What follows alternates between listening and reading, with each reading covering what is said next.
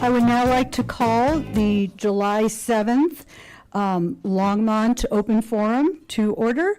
The live stream of this meeting can be viewed on the city's YouTube channel and longmontpublicmedia.org/watch or on Comcast channels 8 or 880. Can we start with roll call, please? Mayor Ildago Faring. Present. Councilmember Christ.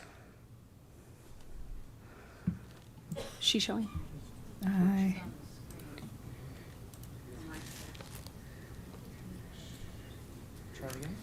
Councilmember Christ. Can you unmute it? I don't know if she can hear us. Alrighty. Councilmember Kalkoffer. Present. Councilmember Marsing.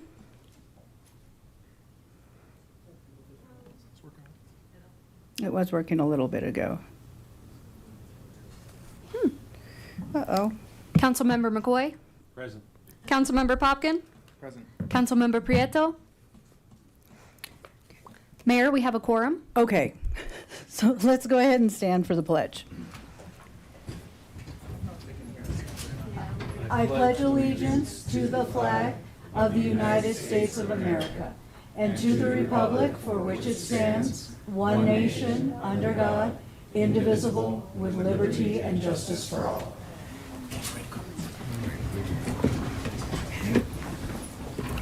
Councilmember Christ, are you able to hear us?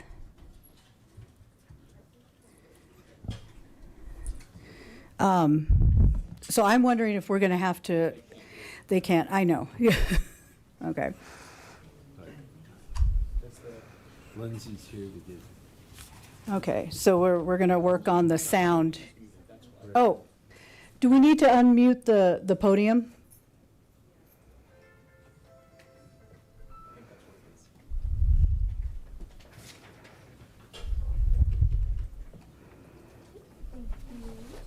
I was just about to say that I can't hear anybody. Yeah, that's, There we go. Okay, now I can hear you. can you hear us okay?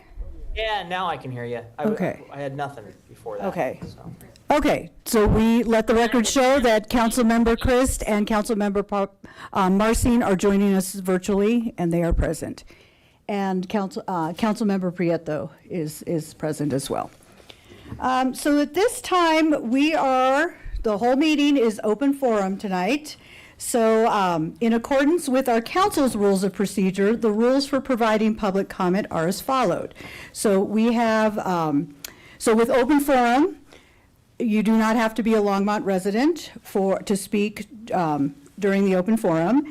Each speaker will have 5 minutes tonight, and we will have opportunity for council members, maybe 1 or 2, to respond if you're inclined to do so. Just for the efficiency of our meeting and giving opportunity for everyone, especially those later on the list, to not have to wait for a long time before they're able to speak. So members of the audience shall refrain from disruptive, vulgar, or abusive language, applause, heckling, or other actions that interfere with the orderly function of the council. And so that is that. So we are now moving on to our open forum, and the first name on the list is Sharon O'Leary.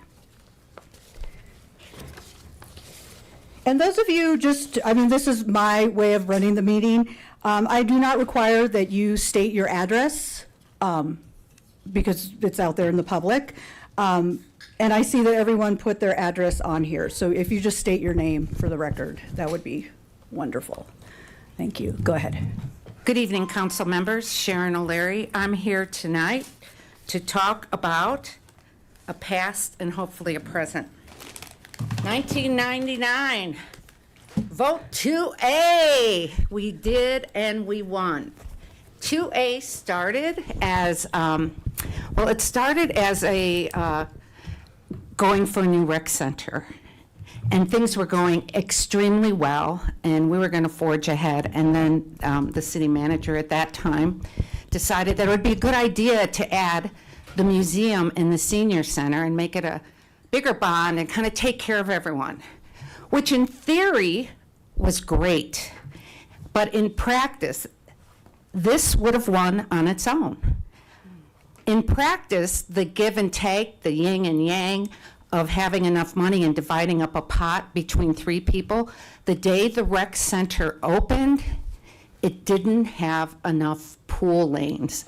Not enough pool lanes at all. And that was because of compromises that had to be made to share the pot.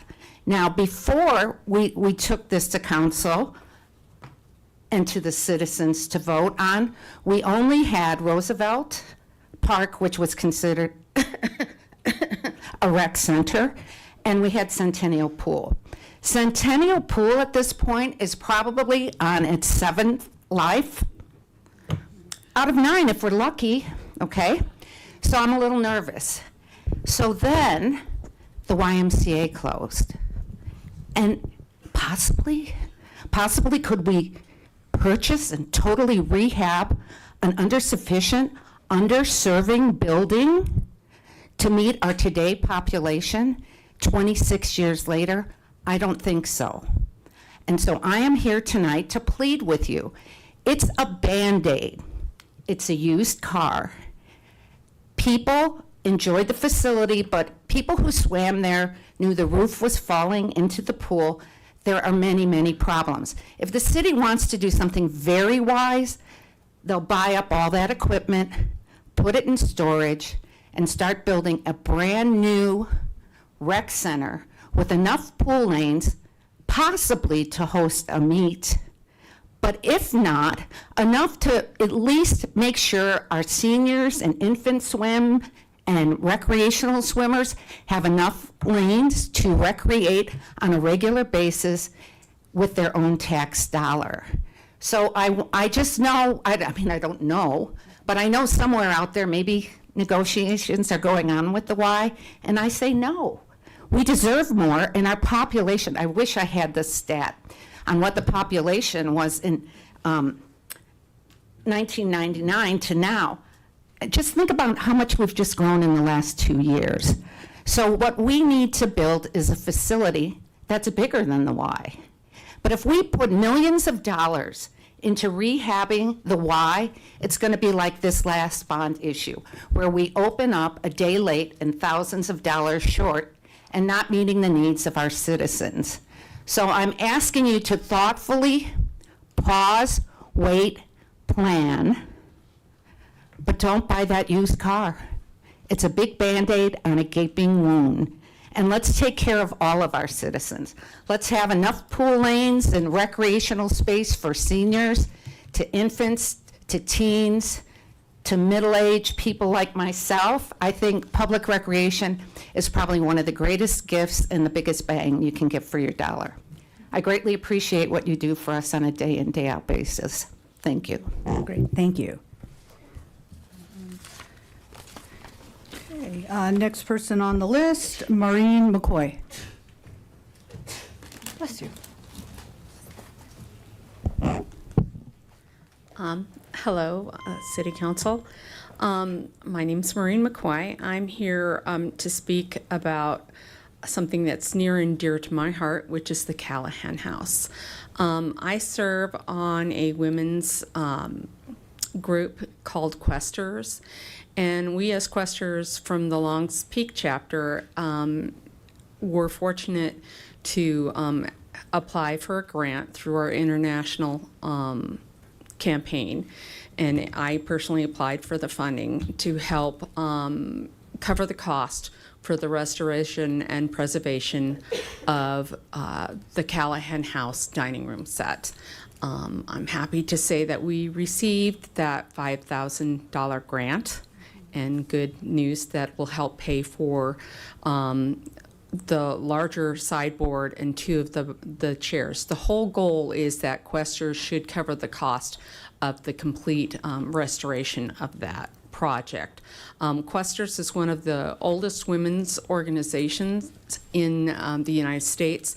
Our whole mission is about restoration, preservation, and education, and I am pleased to have the chair of the Callahan House here to also be aware that we received that funding.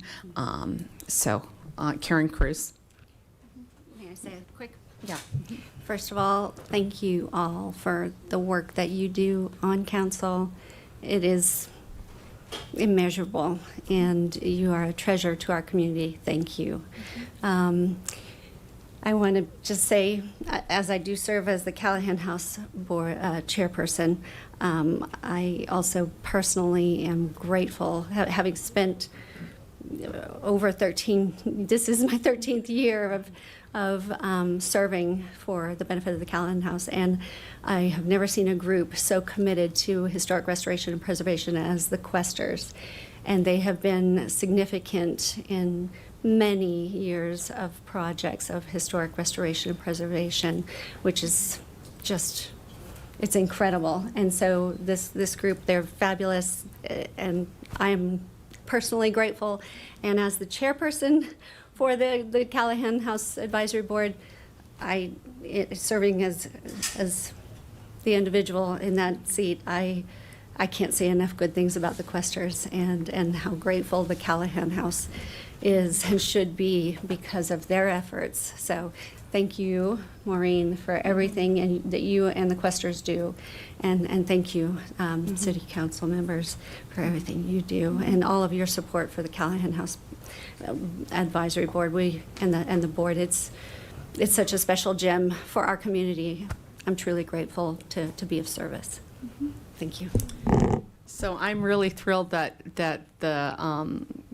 the main dining room set will continue to serve our community from here on out.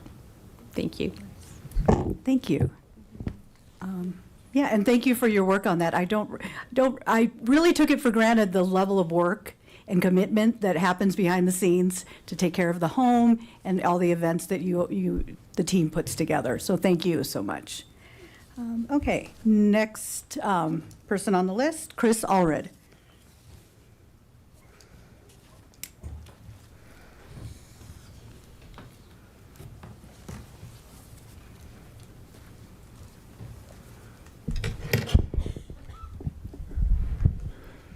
Good evening, Council. Hi, my name is Chris Allred, resident of Longmont for about 10 years now, and I also work with Rocky Mountain Peace and Justice Center.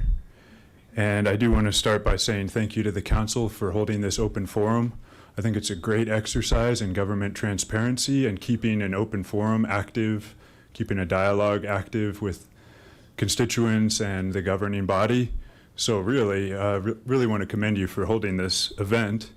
And I was hoping to bring up tonight the topic of surveillance, which I know has been a very popular movement right now, a very major issue of concern in the community and regionally beyond Longmont as well. And so just from my memory, I remember in December that there was a full house here opposing surveillance, flock cameras, but also I recall it being opposed, the movement opposed to surveillance in general. And so there was a proposal to have the discussion revisited in 3 months. So in March, people showed up again and were still against any sort of AI surveillance infrastructure. And it turned out that night that there was an Axon representative here to very quickly change the policy over from flock to Axon.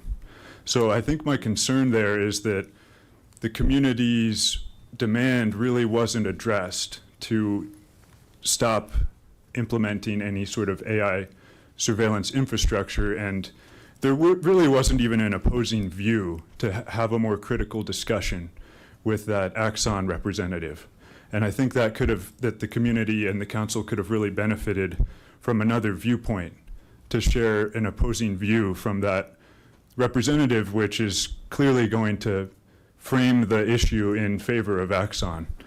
So right now we are seeing abuses of power in our government. I'm not talking locally, I'm talking more nationally. I think there needs to be an investigation into the president using for his position of power to enrich himself and his family and his friends, which I know that's illegal and unconstitutional. And I think there also needs to be investigation into war crimes. I think it's of that level of severity right now. We're seeing a military budget, an NDAA. We're looking at $1.5 trillion for the military budget, which is a massive increase. I think it's like an $800 billion increase from last year. And there are some other very controversial issues within that NDAA. So I bring up that broader political context because that's the political context of what our community faces. And I think that's one of the things on my mind when I look into what's happening on a local level with a surveillance infrastructure, is we're seeing abuses of power at the higher levels of our government, and we should be protesting. We should be making a statement against what's happening at the larger level of our country. So I think that's what the citizens, I know there are a lot of different perspectives, but I think that in general, the citizens oppose surveillance because they oppose abuses of power and violations of privacy. So I was wondering if the council would be open to a study session on the topic, which brings together a balanced study session, brings together experts who can speak to the issue. I know that Rocky Mountain Peace and Justice Center has interest in this. I know the Visible Government League has interest in this, and there are experts whom we could ask to be on a panel and have a public debate on the issue. I think that would be really valuable, and I'd be curious if members of the council would support that and if we could keep that as an ongoing discussion. Great. Did we have any council members who wanted to weigh in? Go ahead, Councilmember Popkin. I appreciate the suggestion and the comments. I'll break the fourth wall here first tonight, and I'll say, would love to maybe follow up with you and understand what topics you'd be interested in, because the topic of surveillance, privacy, public safety can go in a lot of different directions, and so I'd be curious to learn more about what topics you think would be most productive. Is it to adjudicate past decisions, or is it to really look forward? And if it is more to look forward on kind of what are the potential concerns, I would point you towards, and I know Councilmember Marsing and worked very closely with me on kind of coming up with specific language on the Technology Policy Advisory Board that we haven't approved that officially yet, right? But that's coming back, I think, for this fall cycle to kick off, which is in some ways I could see better than a study session, because we're setting up a board that's specifically tasked with discussing this directly, where the public can have these conversations. That's not to say it should be one or the other. So I'd, again, welcome understanding what topics you'd be interested in, but also wanted to just remind you and the public that we do have a Technology Policy Advisory Board coming soon, because we did hear that feedback that these conversations should be held with nuance, with thought, and with intentionality. So thank you. Great, thank you. Thank you. I saw Councilmember Marsing, but he put his hand down. Okay, he's good. Fred Dunlap.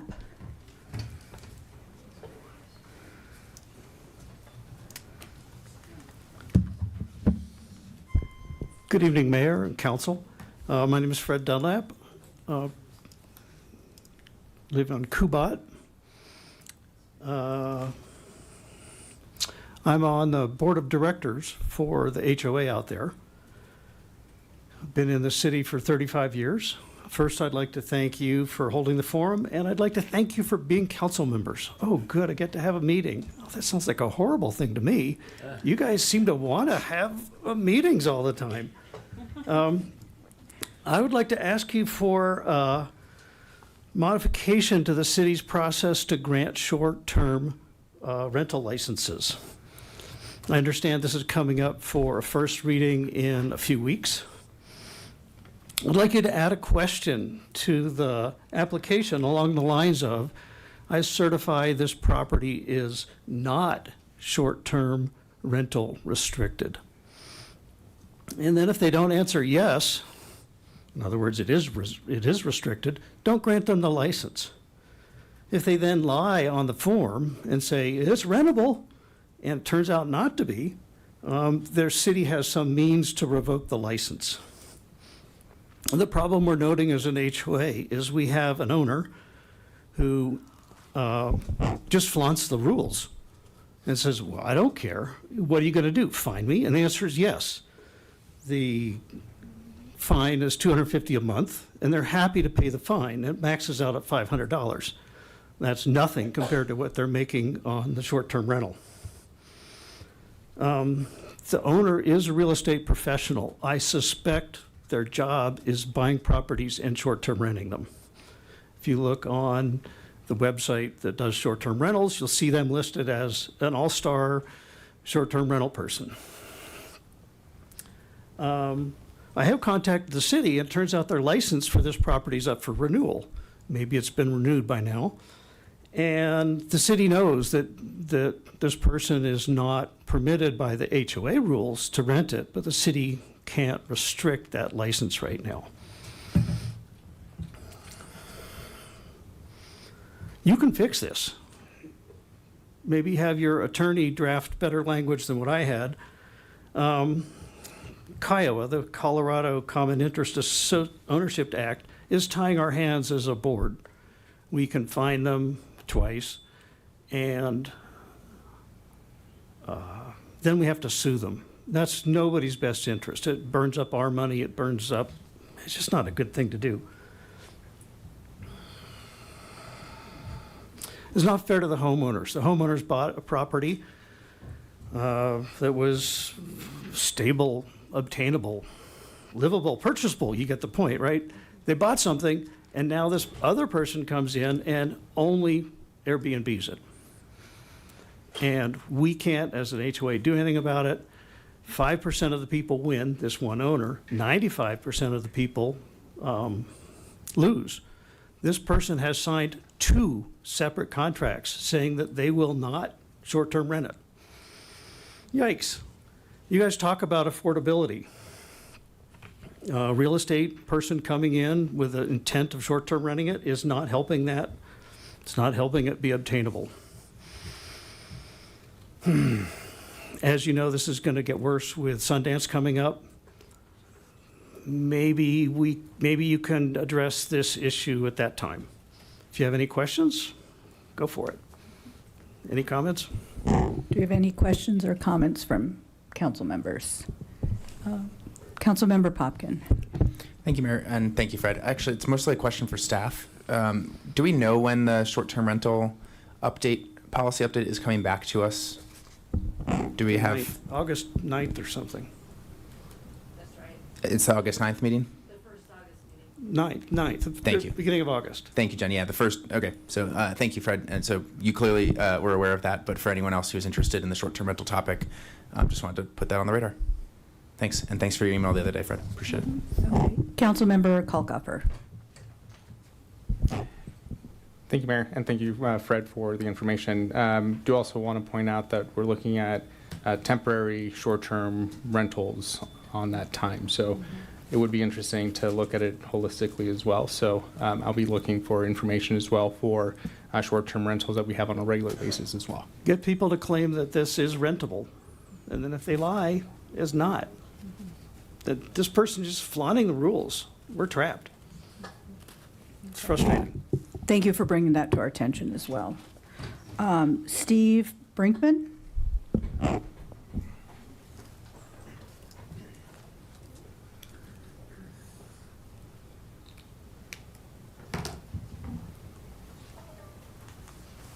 Good evening, Council. Thank you for hosting this meeting. I'm Steve Brinkman. I live west of town, and you've probably recognized me. I've been up here before. You know, I'm the one that says we ought to close the airport and use that land to build rec centers and and do better things with it than spew lead. But the reason I'm here today is to implore you to keep up your vigilance on these grants from the FAA and to consider using landing fees to replace that grant money. I think that would be a really wise move. It would solve a lot of problems, a lot of complaints we're getting from the citizens. And it would be good just short of shutting the airport down. So thank you very much. Great, thank you. And I'm going to go ahead and call the next 5 people up. There's 4 seats in the front. Claire McGardle, Rick Hogue, Ellie Skiara, Ryan Forbes, and Kristen Bose. And if I messed up your name, please repeat it on the mic for me.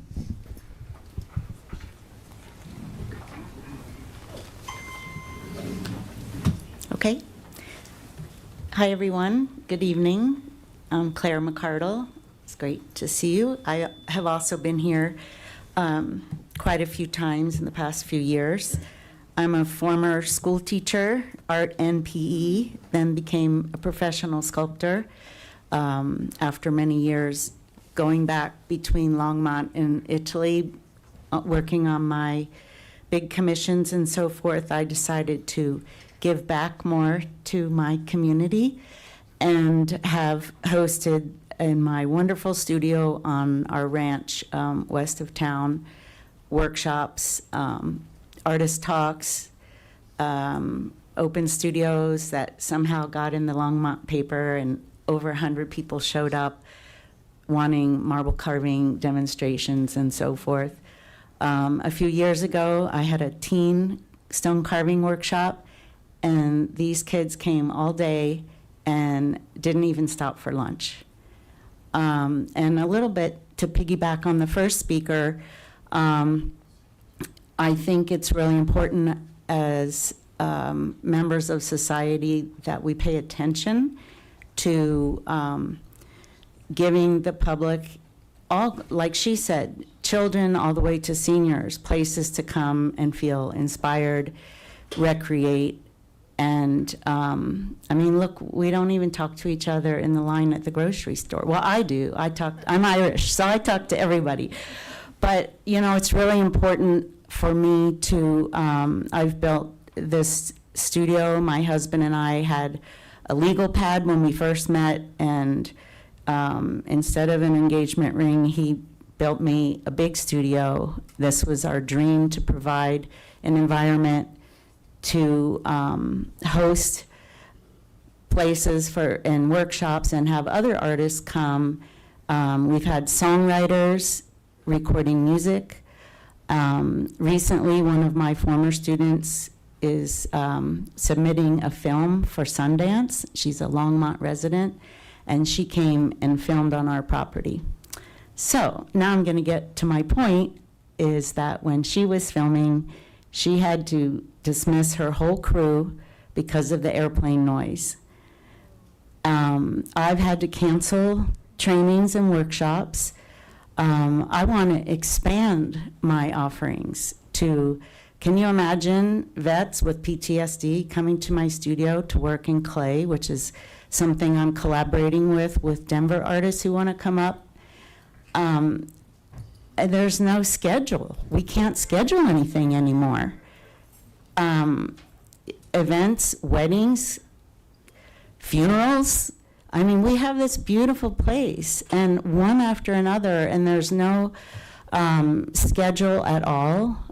5:30 to one day was like 8 hours straight, one after another.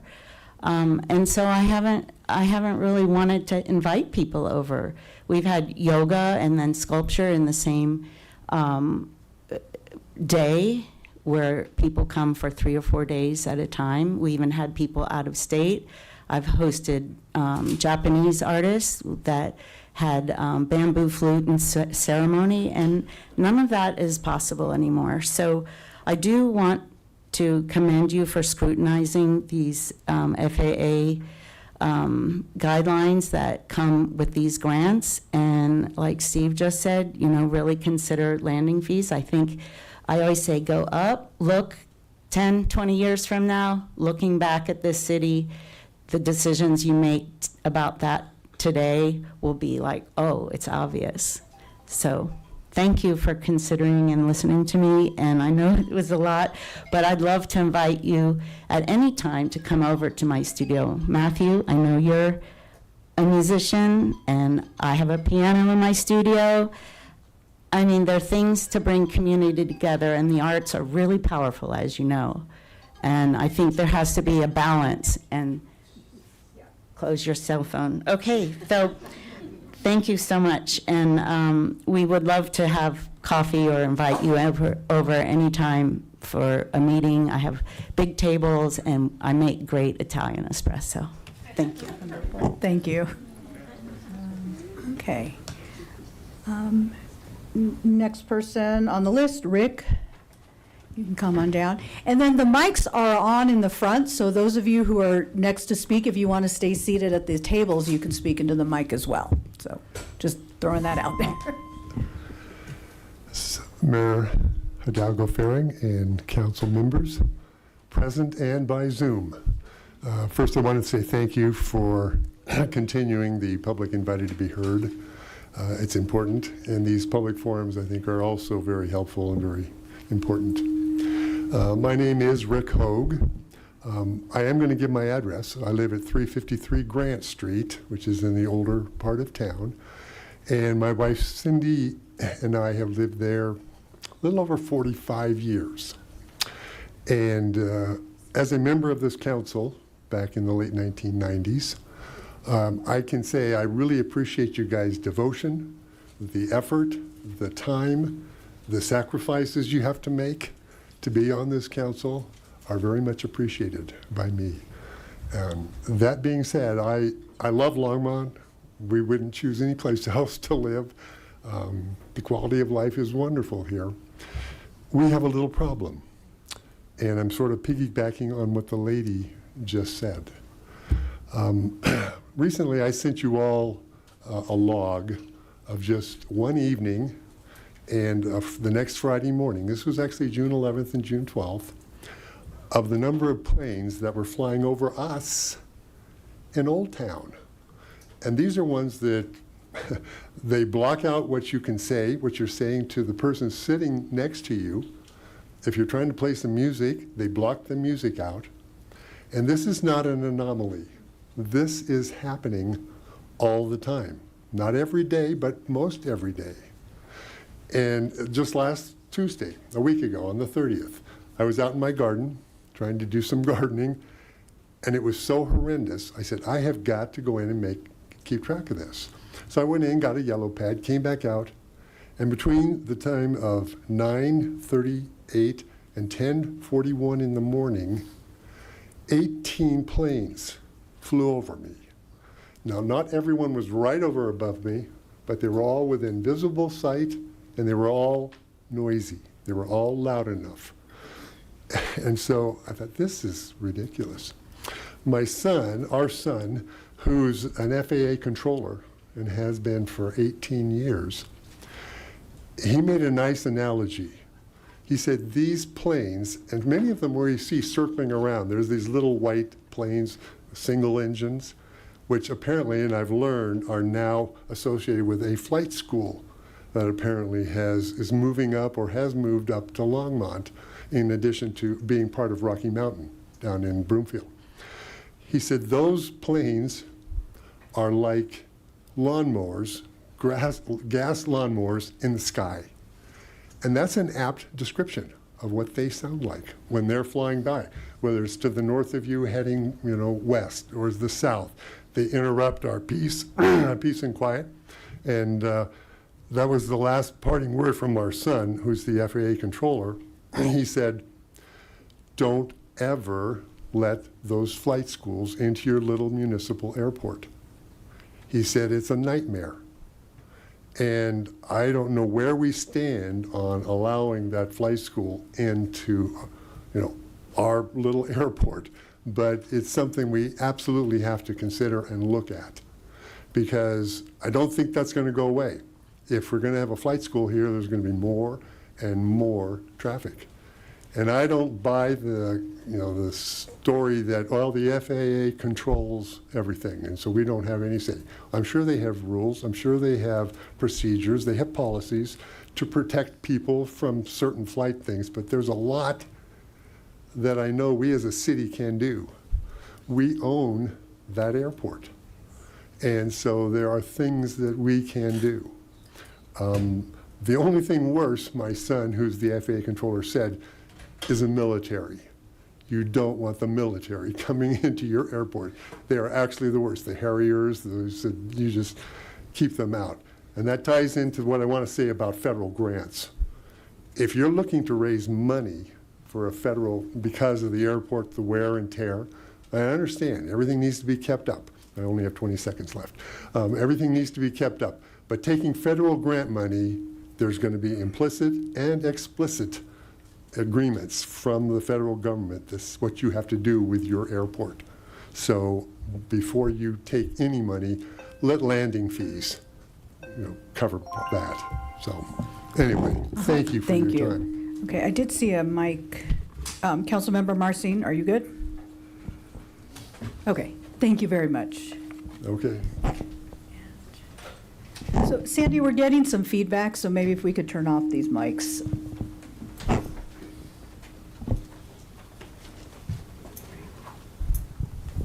Thank you. And Ellie, correct? Yes. Good evening, council, mayor, and staff. Thank you for hosting this. The touch and goes are only increasing since 2023, and now in 2026, it is beyond acceptable. In truth, I am exhausted.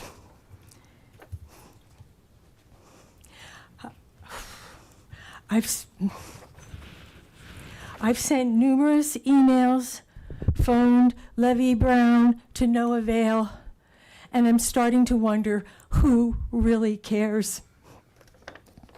The air quality the past 3 days has been on ozone alert and quite bad because of the fires in our state. Why do the touch and goes continue to fly and only add to the red air quality?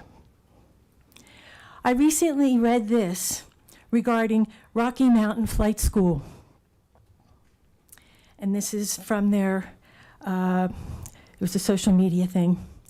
Flying out of 2 convenient locations. As one of Colorado's largest independent flight schools, Rocky Mountain Flight School now serves pilots from both Broomfield and Longmont, offering expert instruction and aircraft rentals for every stage of your aviation journey. You heard right, we are expanding to KLMO, which is Longmont. Time to start thinking of all the new possibilities. So my question is, can you tell me what exactly that means? Will the touch and goes only increase with this new addition? So that is a question. Okay. And is Aerosphere still at KLMO, or is it now at Rocky Mountain Metro Airport? I noticed the Aerosphere sign at the airport entrance 2 days ago when I was on my bike traveling west. Isn't Aerosphere corporate offices in Sacramento, California? Could someone explain this 3-way dance of the flight school planes? Because I don't get it. Who's where? Who's paying what? Who has hangars? Who lives over at Rocky Mountain? Who comes to our airport? I mean, if someone could help me with that, that would be really great, because I'm pretty confused. I asked this question at this survey Zoom event. Oh, it was some months ago. And no one has yet to answer it. My question was, what are my rights as a Longmont tax-paying homeowner to clean air? The constant noise is pollution and affects human brain health, especially our nervous systems. Every one of us is affected. And leaded fuel was banned in cars, so why are the flight school planes not a health hazard to our community and each and every one of us? And I know that's a lot of questions, and I don't know. And I do want to thank Jake, because he has answered my emails, and nobody else usually does. You answered one, and it didn't make any sense. Sorry to say, Alex. Anyway, so thank you. And we have a couple of people in the queue. Mayor Pro Tem? Thank you, Mayor. thank you for coming down. I think the last couple of folks that spoke really do represent the number of people that have caught me in the store, have been on social media, and have placed editorials in the newspaper, and have made comment on the TC line, just to name a few locations. People are pretty fed up with it, and I think you're amongst many. We've seen an increase in this. My student told me she was learning to fly out of Rocky Mountain Airport, and she said she was terrified to do touch and goes at her airport because of all the jet traffic and everything. And she said, but she flies over to Longmont because it's a quieter airport, and as a learning pilot, she felt more comfortable. And that's what we're seeing in this. It doesn't make it right. I absolutely agree with you. I think people are fed up with it. I think we've got folks that don't quite understand the grasp of this. We've several emails I've sent to Levi asking pilots to be good neighbors, and I've gotten some pretty snarky responses back that I think that we need to try to be good neighbors, and we ask our pilots to be good neighbors, and we ask the flight schools to be good neighbors and be respectful, and there are areas when they are doing their touch and goes that they can fly in a pattern, but we're seeing from the VNAP maps, just anything goes sort of trails that they're taking, and it's just kind of remarkable. And I understand that people are trying to learn to fly, but this is a small hobbyist recreational airport, and so I look forward to next week's conversation about this, because although there is no proof, no evidence, and it's highly unlikely that any sort of change in regards to noise levels will change if we look into landing fees. But one thing will change, that the people that are flying and using the airport will be the ones that are paying the cost of the airport. And we need to certainly have it fiscally sound. So it doesn't solve your problem. I get that. But I want to thank you for coming down. Okay. Councilmember Popkin. Hi, Matthew. Hi, Ellie. Thank you for sharing your concerns. I know we've emailed many times about some of the issues you faced. Thank you to the other people who've raised concerns on this.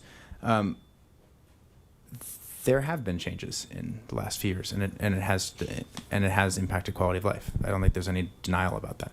How we go about that is important. I wanted to specifically, and how we go about that is important, and going to be informed by multiple studies and reports that we have coming in the next few weeks. That's not to say there will be a decision inherently. There's going to be a lot of information and policy decisions to work through. But for you and others who are tracking this, and I know I've tried to send updates as relevant as possible, that is the timeline we're looking at now for when we get kind of updated recommendations on how we can modernize the airport and the operations that come with it. To your specific question, or at least one of them, on what's going on with the different flight schools, I can't answer that. So Aerosphere was a flight school based out of Longmont. They were their ownership changed. Rocky Mountain Flight School bought them, basically bought them out, and so now they're operating their operations with the planes that Aerosphere used to use. So in terms of like understanding what's happening, I'm not saying that's good or bad. Just a factual statement in terms of the process that happened and kind of who's operating where. And so why did they purchase that? I can't speak to the business decisions that they made. I'm just answering the question as to who owns what and who's operating. So why is the sign still up at the airport? I don't know. You haven't taken it down. And they probably have a hangar for sure. Yeah? My understanding is Aerosphere's operations have been, as a company here in Longmont, is no longer operating there. But they are at Rocky Mountain Airport, and they can still come up here. I don't think so. I don't think they're at RMMA. Jen, did they move down to RMMA instead? I don't think so. Well, who bought them? Rocky Mountain Flight School bought them. Right, and they're based out of Rocky Mountain Metro Airport. Yeah, I wasn't debating that. I was just Yeah. saying that the ownership, you had asked who's operating where. Okay. Rocky Mountain Flight School bought Aerosphere, and that's Right. that's what right. they're doing. And think of the possibilities now. They can come here and Oh, I fly heard more your I heard planes. the tagline. Ooh, yeah. Again, not saying for or against. I'm just saying, factually speaking, that's what happened. That would from- happen. Yeah. Yes. So, Okay. thanks So for coming. Aerosphere no longer exists here. As an and- operating flight school, correct. Okay. Okay. Yep. All right. Thank you. Councilmember Culcuffer. Thank you, Mayor. Thank you, Ellie, for coming. I know this is intimidating, coming and speaking on Thank you. camera and on microphone. And yes, there's a lot of information that we're having to digest and send out as concisely as we can in some of our emails. And yes, it does get very detailed in some of the emails, and clarity sometimes gets lost. And I'm happy to, have a conversation with you if you ever want to, with coffee, so we can better communicate, because trying to regurgitate something on FAA grants kind of gets a little bit complicated. But more to come on, the following meetings on the 14th and then also the 28th. Unfortunately, the 28th is going to be past the deadline for the FAA grant, so after the rates and charges study. So there's some things that we're kind of working through, but happy you have my contact information. Definitely would love to have a conversation with you so we can work through it. Okay. Thank you. Great, Thank you very much. Ryan Forbes. Okay, Kristen Bose. And then as she's working her way up, if David Bird, Ginny Schuster, Darren and Debbie Odom, and Betty Tobias can make their way forward.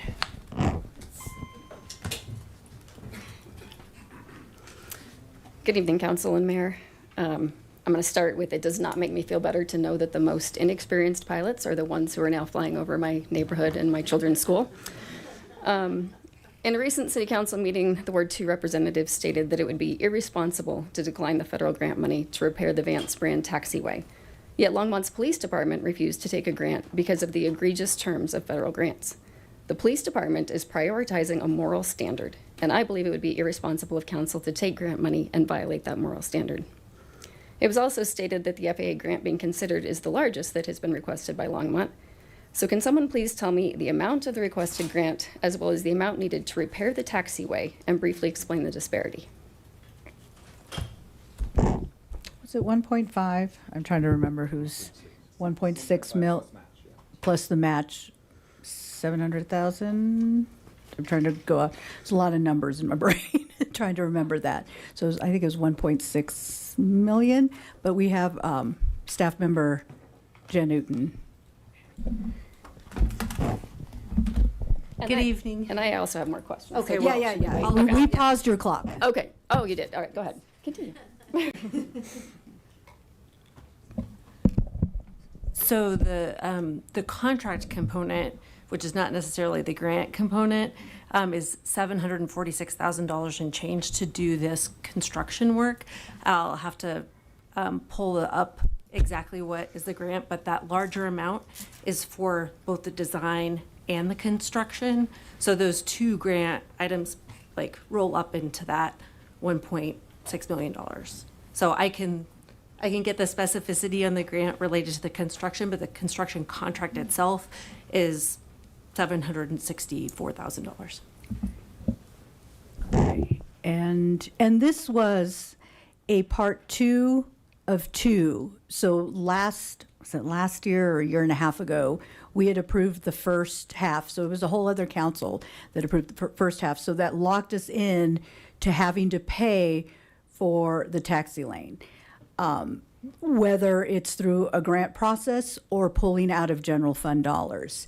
And one of the, in a discussion, I think it was with this council, where we had discussed moving forward with federal grants, we are being very frugal on the types of grants that we are asking for, just because, given what's happening at the federal level and uncertainties. So there's a conflict with moral value structures, I guess, values that, that don't necessarily apply with Longmont values. So we have been in all departments, transportation, FAA, public safety, in all areas, we've been more thoughtful about the types of grants that we are moving forward. This was like a one of two, or part two of two, that was already in the works for happening. And so this second one isn't a larger amount than It just was the amount a lo- needed for the taxiway? It was, so this is to cover the taxi lane. it's And still I'm trying to larger than look the up cost. yeah. I mean, I've been here since 2019 and I'm still trying to figure this out. I am pulling up, if there's any other council members who want to chime in while I'm looking at the grant. Otherwise, you can continue, because I know you had more that you wanted to say. All right, well, in that same council meeting, the councilperson from Ward 1 said that by accepting this grant, we would only be extending our FAA obligations by 1 year, since the city accepted a grant last year. It's also been stated that the airport hasn't generated enough revenue to cover the cost of these repairs, and the city doesn't have other funds to use for this repair, which is a breach of the regulations for this city-owned facility. So how can the city break the cycle of repeatedly needing grant money year after year if the airport doesn't start generating its own revenue? Well, I understand the airport currently generates money through hangar leases and fuel sales. For the flight school businesses coming here from other airports and doing repetitive touch-and-go loops in Longmont, they pay neither a hangar lease nor purchase fuel here. So can you please tell me why these businesses are not contributing to the airport operations and maintenance, nor covering the cost of repairs of damages caused by their flights, and tell me if the city receives any benefit at all from flights such as these? Okay. Councilmember Kalkoffer. And then correct me if I'm wrong, the FAA grants is how we're getting paid back for some of these uses. But the taxiway is used more for local pilots. The touch and go operations won't be using the taxiway. Right, but for damages to the runway, they're certainly doing that. And eventually, we're going to have some grant that has some assurance that we have to keep the runway in good shape. Correct. Who's going to pay for that? And there'll probably be grants for that as well, FAA grants Right. for that. So we're continually obligated to these grants. Correct. And so in our July 28th meeting, we will be looking at the rates and charges study to look at other means of collecting revenue for the airport. So then, it's not just an automatic cut, but it's just this gradual release of where, creating a more self-sustaining airport. So that's one of the things I think we're looking at, the governance, the self-sustainability of the airport, operations, there's so many, and community impact. So there's all these, I look at it as all these buckets that we're looking at. And council, as we look at the vision and what we want, what we envision for the airport, or what our community is telling us as well, what they would like to see, we're looking at the whole scope, but they're falling in different buckets. So FAA grants might cover, this particular one would cover the operational piece or the infrastructure piece. But we have other pressing issues that we're trying to navigate as well, including community impact, self-sustainability of the airport, governance structure. So there's a lot of it. I did look, so total project cost is 1.6 million. The FAA AIP funds, 95% is 1.5 million. And then we have a CDOT grant for 41,000, and then the city share is 41,000. Does that, okay. I think I found the right document. So, yes. And if I So may. there's the total cost, and then the grant, and then the matching dollars. Go ahead. There are two FAA grants, one that is for $412,000 and change, and one that is for $313,000 and change. And the CDOT component is that 41,604, and that Yes. local match is also 41,607. Okay. Okay. It's very tangled. So, thank you. Okay. And did you? I do have more, yes. Okay, yes, continue, So yeah. I did not hear a benefit from those flights. Oh, yeah, I'm sorry. Councilmember Prieto, were you wanting to respond to this one? Go ahead. To that question. And maybe Jen, she looks like she took off on me here, but I believe that there's, I don't know the specifics, and I'm sure that staff could give you the specifics, but I believe that the gas that they use and they fill up on, I think that there's some type of kickback that the city of Longmont gets on to their airport, if I'm not mistaken. That might not be the correct verbiage and word for word, but it's based off of how much fuel they're using and using our airport. I think that there's, and Matthew might be able to speak to it a little bit better. So there is some. Now, I think the difficulty is when we're looking at our airport, like what funding could we use for what purposes? And so it's not like it goes into one big bucket and we can say, okay, our taxiway needs to be repaired. Let's just use it out of this bucket. Every specific funding that we receive, all the money that we receive, depending on where it's coming from, depends on what we can use it for. And I think that's where we get our hands tied. And then just to talk a little bit more to when we get the rates and charges study, we're going to look a little bit more in depth as well as to like what funding can we get and what can it be used for? What is our airport needing and what is the direction we're wanting to go? So we're definitely looking at all of those aspects as well. But to your specific question, I think as far as the gasoline piece, I think that is a benefit that our airport does receive. And Even if they don't purchase it here? yeah, I think so. Yeah, I think that's what our airport manager was explaining to me once. But again, staff can probably tell you the specifics of it. Okay. Councilmember Popkin. I'll let you finish your time in a moment. Can we pause our time for a second? Thank you. I'll let you finish in a moment. I just wanted to clarify on that. So it's not a kickback, but it's a fuel flowage fee. It's 6 cents a gallon for people who fill up here at the airport.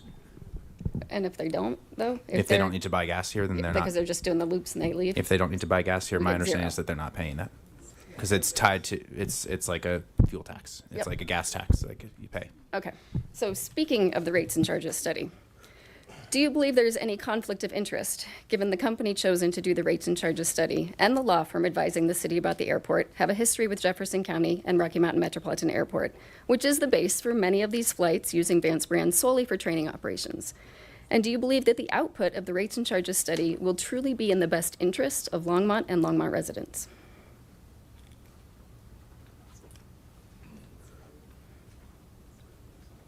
Try to put my mic on. Councilmember Kalkofer. Thanks for the question. I think we're very sensitive when it comes to conflicts of interest. You can see that in our previous meeting where we chose not to do the amicus brief with the town of Superior, and also we had some conflict with that law firm as well. So we are aware of conflict of interest, and we are weighing that with our legal counsel here in the city. And when there is a conflict, that's when we have other representation represent us. So we are aware of it and we are cognizant of it. So hopefully that helps you a little bit, but I don't know if anybody has.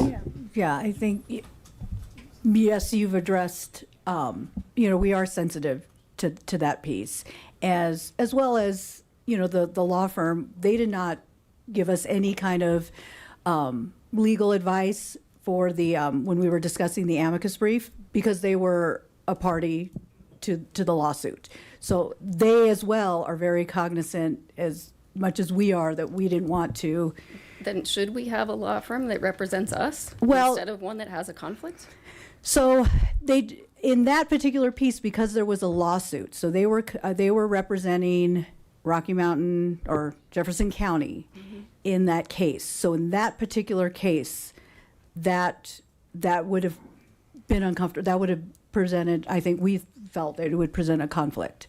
So in other realms, I mean, just through professionalism, I mean, they have their own code of ethics that they have to follow as well. So they're not going to be guiding us, as well as we also have our legal counsel. So we have Kaplan Kirsch, but we also have our own city legal. So we are looking at getting points of view from all, including taking in what residents have shared with us, aviation have shared with us. So looking at all points of view. So, I mean, we've received legal advice and we've decided we're not going to go that way, to much dismay of some of our legal team.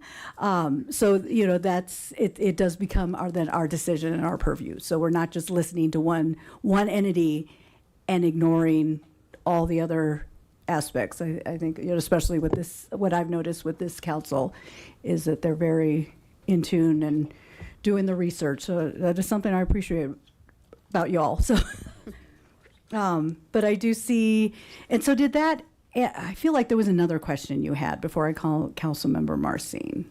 It was just the conflict. Are you going to trust the rates and charges study, knowing that it came from a firm that has a history with our MMA? So I do. Am I going to only listen to that point of view? No. There's several other components and other points of view that we are bringing in as well. Okay. So, Councilmember Marcin. Thank you, Mayor. I just wanted to make the point quickly, and it's good to see you. I have been listening carefully to this conversation, and we've heard all of these points before in a number of ways because the community has these questions. I think the only thing I would mention is in regards to rates and charges, I will certainly view it with a more skeptical eye and a more questioning eye than maybe I would have, otherwise. But the point I want to make to the broader community is that This is like when the airplanes are flying over my house, and it's really hard to focus on my work. So just have for her an pause, example, right? Yes. and we can't turn it off. have your time paused. So. The thing that I would just mention is that the procurement process, we followed the procurement process here, and I trust staff to do that. And I say this a lot, but the last thing I want, and we see this at the federal level, is elected officials deciding winners and winners and losers in government contracts. That's not what I want to see happen. So I am hopeful that we will get a product that is relevant, that has good data. I'm looking forward to it. It is the next piece in this long-term puzzle.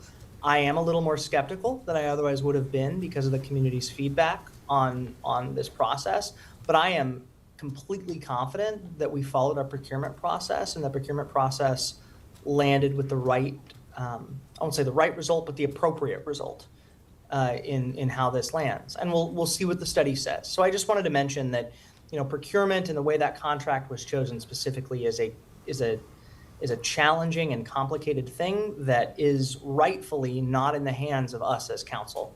Because I certainly don't want electeds, picking and choosing winners and losers in government contracts. Thank you. You still have a minute 30. Go ahead. Excellent. I have a final question. Yes. I am looking for a recommendation for a restaurant in town to enjoy an outdoor meal without being disrupted by the sound of an airplane reminding me that there is leaded fuel exhaust falling into my food. Do any of you have a recommendation for where I can go? Councilmember Popkin. I have multiple. Happy to offer those to you, but I'm not in the business of picking winners and losers up here, so happy to talk to you separately. But I do have many. I appreciate you listening to my comments carefully last time because you pulled a few of those out for your comments, and I appreciate that. I do think, Councilmember Marcin brought up some great questions last time about the federal grant terms and assurances that were in that. I asked the question about the public safety grant, that the COPS hiring grant that you had referenced as well. Those were fundamentally different terms and conditions, and they are not apples to apples. And I get the point that you were trying to make, but in the spirit of honest dialogue here, I will say that those were fundamentally different topics and constraints and strings attached. And we looked at that carefully, and we have been for the last year and a half, both in executive sessions for legal advice and in council sessions. We've looked at those terms in terms of what they're committing us to and what requirements we are obligated to meet. So I appreciate that those are both. I appreciate that you are seeing us kind of look at these carefully. These were fundamentally different terms and conditions. I get that there might be impacts of those commitments, for sure. There absolutely are. And as someone who has written many federal grants for communities on various topics, we do look at those. I will say, and this is probably not a popular thing to say but based on the comments I said last time, my position on this is unchanged for this FAA grant. I think it would be irresponsible for us to decline this. But that doesn't mean that this negates the value and the feedback and the concerns that people have shared. And those are two different things. How we run and finance the airport very much matters. Where we get that funding from also matters.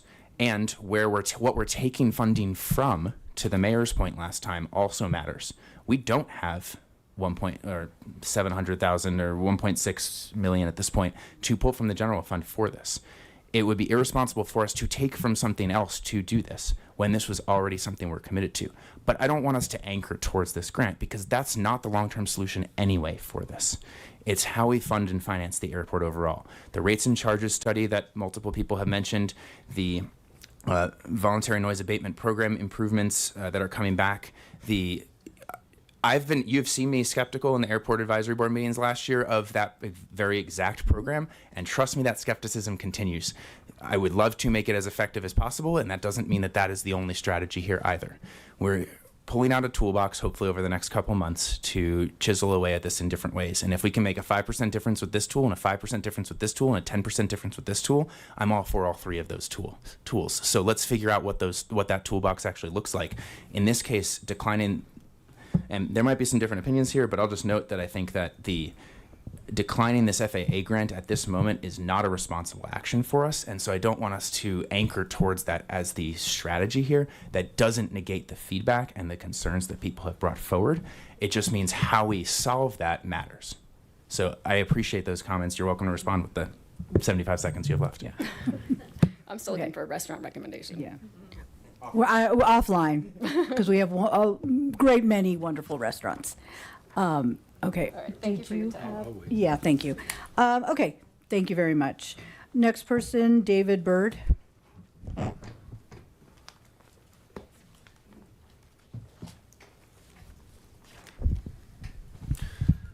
Good evening, Honorable Mayor, council members.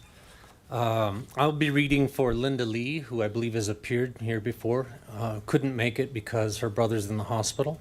So I figured I'd help her out and read for her. Okay. Good evening, Mayor and Council. I'm here tonight again to ask for compassion for medically vulnerable residents who need to keep their analog meters. Two of those residents are my brothers. Tonight I'm asking for a narrow amendment to the municipal code to create a medically based analog opt-out. Longmont spent roughly $14 million on smart meters, yet there has been no clear public demonstration this investment has reduced overall electric use in Longmont. If the city is serious about sustainability, then the results of this program should be transparent to taxpayers and to city leaders. Recently, the city recognized that mega data centers are incompatible with Longmont's energy and climate goals and banned them. Yet smaller and mid-sized data centers are still allowed. These facilities are, in plain language, energy guzzlers, and so it is difficult to understand why the city can tolerate that electric usage burden while treating a very small number of analog meters for medically vulnerable residents as unacceptable. We paid for smart meters that have not shown documented electric use savings, while small and medium data centers remain welcome under the code. A single small data center can consume as much electricity as thousands of households, and mid-sized facilities consume even more. That is the kind of electric load Longmont is still willing to allow. Last year, Longmont Power and Communications, or LPC, put residents through appeals simply for trying to keep analog meters. Council was told last August about the nature of those proceedings, the hearings that were cruel and demeaning. Every one of us, the appellants, were ordered by the, quote, independent hearing officer to have our power shut off. That is not logical. That was punitive for daring to ask to keep our analog meters. Some residents asked City Council for investigations into transcripts and recordings and never received a response. That is not transparency. That is not compassion. We have been waiting for a year, in fact, in a precarious limbo for Longmont to add a very simple medically necessary analog opt-out option to the city code, and thus tonight's request, a limited analog meter opt-out for residents with medically documented conditions. Out of roughly 50,000 meters, accommodating perhaps a dozen analog meters would be a negligible exception and would not undermine the city's metering program. The human stakes are, however, not negligible. I'm a full-time caregiver for my two adult brothers. Both have metal implants in their brains because of genetic brain disease and require 24-hour care. Their metal implants can heat in the presence of RF radiation, or the smart meters, and kill adjacent brain cells, which for my brothers could mean additional brain damage or worse. Our analog meter has been left in place for now, but we live with the constant fear that it could be removed, and other residents have already reported serious health effects after meter swaps occurred without consent or accommodation. What kind of city refused to accommodate a few residents with special medical needs? LPC has argued that allowing a few analog meters would be a burden, yet the number of residents making this request has only been about a dozen. A specific statement to this council also needs to be addressed. On September 9, 2025, the council was told that analog meters could not be allowed because they are refurbished and do not come with a warranty, including for fire. That is misleading. The Landis-Gear warranty available online covers defective meters, including AMI and digital opt-out meters, but it does not cover meter-initiated fire. Warranty concerns, therefore, do not justify denying a medically based analog opt-out. The real barrier is not warranty, it's policy. It is whether City Council is willing to protect some of the most medically vulnerable members of this community. Other states have recognized this need. Nevada's only opt-out is a true analog meter, for instance, and California also provides analog meters as an option. Longmont is not being asked to invent something new. It is being asked to catch up and to show compassion. A draft amendment to the municipal code is being submitted for your consideration. The request therein is simple: to prioritize the health and safety of medically vulnerable residents by creating a narrow analog meter opt-out. If Longmont is willing to allow energy-intensive data centers for business and AI, then it should also be willing to help a very small group of residents with medical needs keep their analog meters. Accommodating this small group would have no impact on electric use savings. Longmont City Council should add an analog opt-out option to the municipal code without delay. Thank you. Thank you. Jenny Schuster? Hi, Ginny Schuster. Thank you for letting me speak. I'm here to ask you to drop ranked choice voting in our city. For me, I see three downsides that I wanted to share: cost, complexity, and risk of confusing voters. So the cost, I've heard a minimum of $100,000. Well, isn't Longmont facing significant budget pressures right now? The complexity. One of the claimed benefits of ranked choice voting is it gives more voice to independent and smaller party candidates. It achieves this unearned vote manipulation using a mathematical algorithm. This mathematical algorithm reassigns votes from one candidate to another candidate. Isn't the whole idea of our political system to build coalitions that support a candidate? How does modifying votes build community coalition? Third, risk of confusing voters. This is a voting scheme confusing voters because it's a mathematical algorithm that few people understand the underlying calculation. How is voting for multiple candidates better than voting for one candidate? Do you feel it's fair to have your vote go to a candidate that you didn't vote for? So again, how does modifying votes build community coalition? So I'm asking you again to drop ranked choice voting and to protect democracy. Thank you. Thank you. Councilmember Marcin. Thank you, Mayor. Hi, Jenny. I see your red sweater and you're so much taller. I should have seen that. Yeah, no, I just want to mention really quickly, I appreciate you. I know you've come and spoken before on RCV and the concerns about RCV. I want to just clarify, and this is really for the community. There's no algorithm associated with RCV. It's not a math equation on the back end. It's essentially a question of, if you have 4 candidates in a race, you get the option to rank them 1 through 4, right? Yep. Your vote would then go, so first vote goes to your first choice, gets that vote. If they become eliminated from the rest of the competition, it goes to your second vote. So it actually prioritizes, in my personal view, it prioritizes one person, one vote, rather than, it's not some computer algorithm that reassigns votes. You also have the option in an RCV system, Ginny, if you decided to only vote for one candidate and just rank them as your first and only choice. You would have that option in the system if that's what you wanted to do. But I just wanted to clarify that, because I think when people hear, math problem or there's an algorithm involved, that's just not what it is. And I know that it's confusing to me. I've learned a lot about it in the last year, and I appreciate people's questions about it. My understanding of it is that it's a lot simpler than that, and I just wanted to put that out there for the community to hear, because this is going to be an ongoing conversation.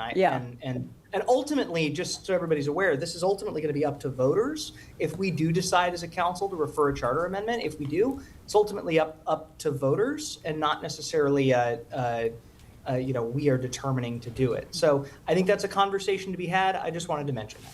Well, I'd like to respond to that, because I've been doing a lot of reading about it. And it basically is a computer program that somebody's got to write. And there are different systems that can be done. So there are different ways. There's more than one system and that's why I call it a mathematical algorithm, because somebody's got to write it. And when you dig into it, you will find that there are different ways that it can get written for how that works. Therefore, I'm calling it a mathematical algorithm. So my thought is, this is not democracy doing it this way, and I feel very strongly that people who have to study 4 candidates to vote for one person, and then your candidate that you are behind, excuse me, does not make it, that's not a fair system. Okay. Mayor Pro Tem. Jenny, thank you for coming down. And I think my biggest issue here, and I'll say it again when we do have this conversation, that it is around the idea that there's certain things that this council puts on ballots. Those things are things associated where we are going to hold the deed afterwards, like a library or a rec center. Those things are things where it's obvious we have to do something in regards to the public safety, like our police and fire bond that we're talking about for helping pay for that. But things that people just want because they're new and different and shiny and might be a different way of doing things should be the sort of thing that I see different groups out here right now, let's say, wanting to expand our county commissioners. They're getting a signature at a time. And that's how it's supposed to be done. That's the democracy part. That's the education part.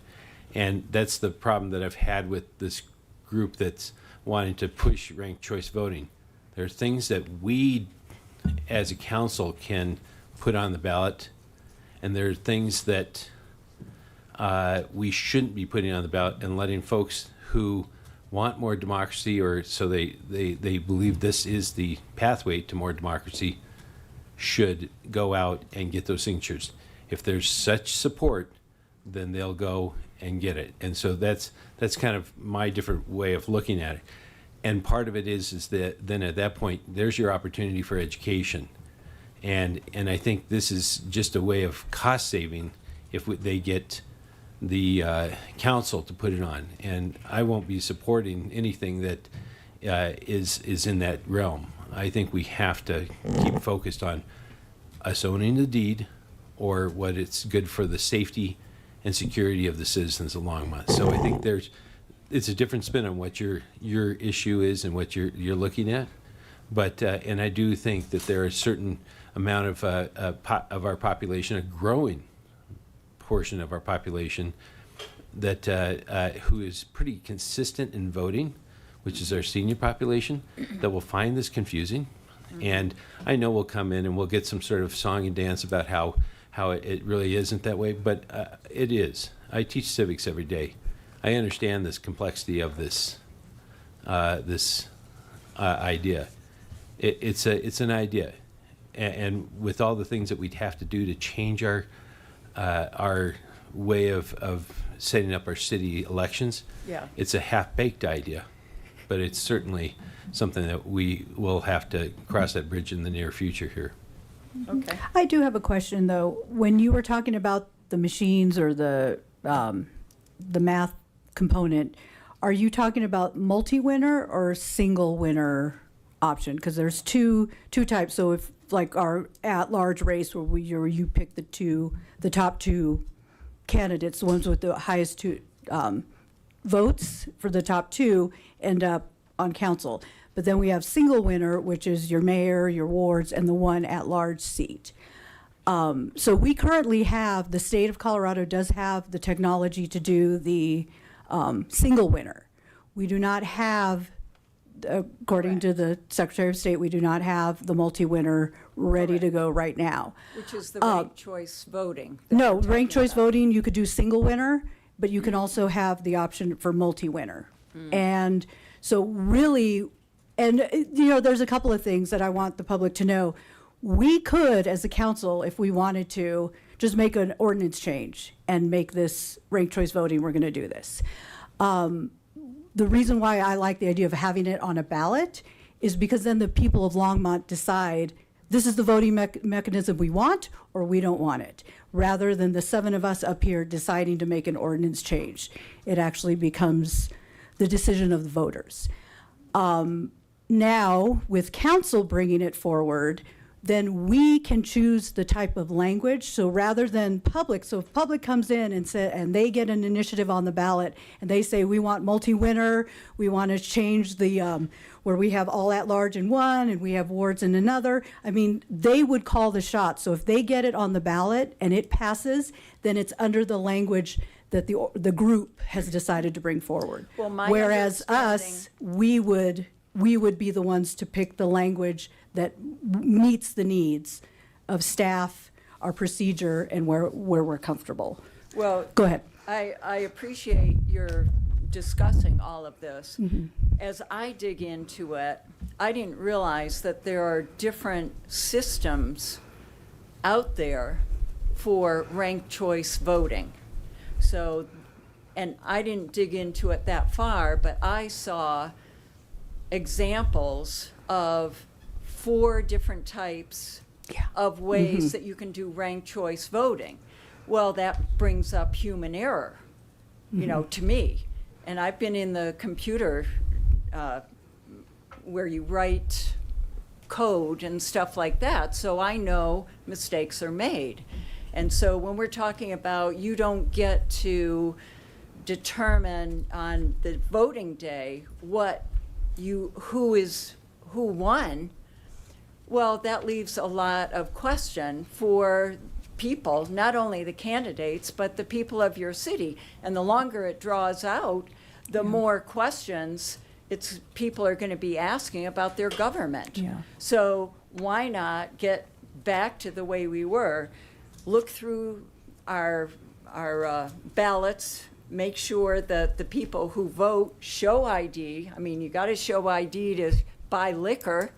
Every place you go, you have to show your ID. And why not do that here? Clean up our voter Thank you. Yes. registry and do it. Thank you for your and thank you for your perspective. I did take notes on that. Love it. Okay. Thank do we you. Have, Thank did you all. Want to weigh in? Okay. Darren Odom. I'm going to see about from here.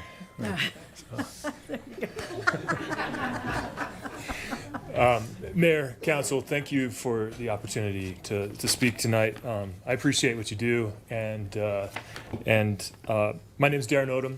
I am a 22-year resident of Longmont. I've been in Golden Pond Estates for 16 years, and tonight the decision to accept more FAA money is fresh on your minds. I'm sure everyone has talked about it.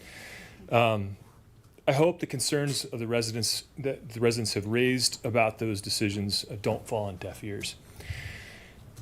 Taking FAA money is a shortcut, and I know it's not free money. It provides short-term convenience in exchange for federal obligations that can limit Longmont's flexibility. As as we know, for decades. The FAA requires airports do available mechanisms to self-fund, to become financially self-sustaining as possible. And that should have been our first starting point before returning back to federal funding. And as I understand the timeline, airport fees were proposed, approved, and then brought back for another vote, then rejected. Now the city says that it lacks money for taxiway repairs and must once again return to FAA money. This is exactly the cycle that we should be breaking. Had Longmont kept the original fee decision and started charging reasonable lawful fees for repeated use, this public asset, particularly that by outside operators conducting consistent training loops, would already be building this dedicated infrastructure reserve. We might not have funded the entire taxiway immediately, but we would be well on our way, and more importantly, we'd have begun creating a durable, self-funding model instead of returning back to federal grants. And I'm not saying this is a binary decision. The easy answer is to take grant money. The responsible answer is to ask why the airport hasn't first exhausted every reasonable source of user-generated revenue. Outside pilots and flight schools repeatedly use our runway, taxiways, and airfield. And I actually created, so everyone can see remotely here as well. I created a website that allows you to see the actual use of our little runways. And this is one day. This is one day of circles. And I've highlighted my house there in Golden Ponds. I see about 300 passes a day over my house. Outside pilots, flight schools repeatedly use our runways, taxiways, airfield, and surrounding neighborhoods. Many touch down and circle over Longmont homes and leave without buying fuel, meaningfully contributing to the local economy. They receive the benefit. Longmont residents absorb the cost. And the idea that these circling planes somehow drop wads of cash on our town is just false. This website actually measures the number of times they stop, and most of them never stop. They fly up to Broomfield. From Broomfield, they circle 10 to 20 times, and then they leave back home, leaving sound and air pollution behind. Check for yourself at circlejerks.live. It's a real website. Federal money is, once it's accepted, the FAA obligations are then used as a standard response whenever residents ask. So when we email, and thank you for those who have replied to my email. I appreciate that. When you email Levi, his standard response is, "Our hands are tied. The FAA won't allow it." The city lacks authority, and the airport must remain available and on federally defined terms.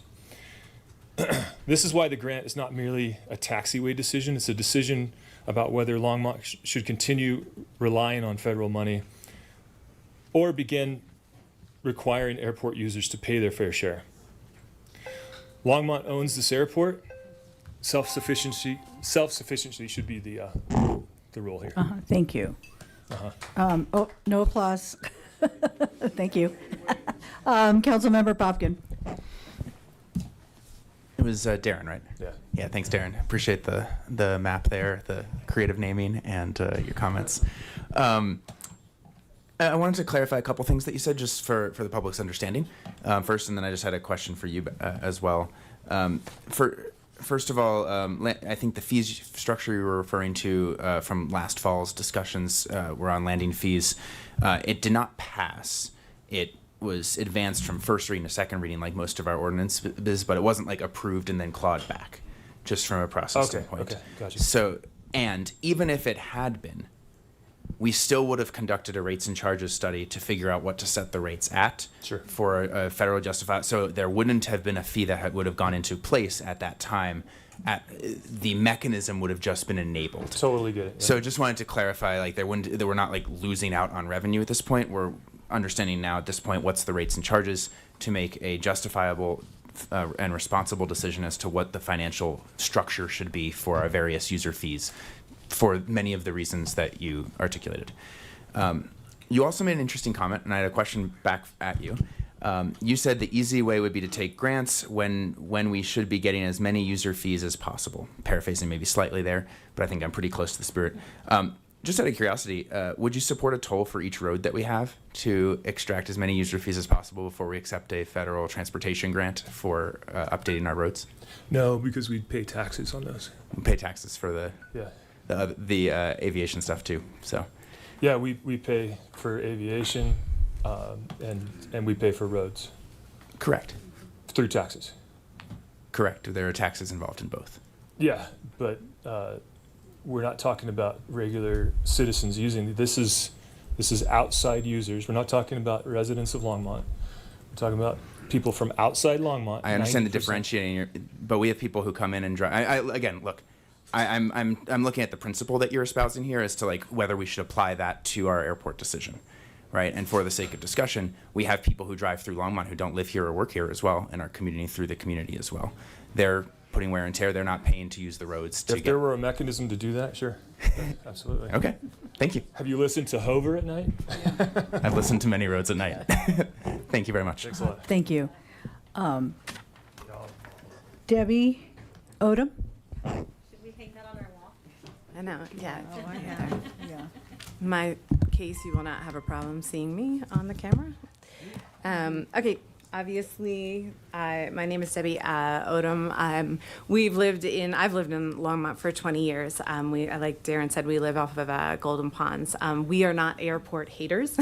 We love where we live. We loved when they put Likens Gulch in. We biked with our kids when they were little to Flight Deck Grill. We bring them there. We've had pilots come and put our kids in their planes and show them about it. We see the benefit that it brings to the community that we have, but something has definitely changed in the last 3 years. I don't think anybody is debating that.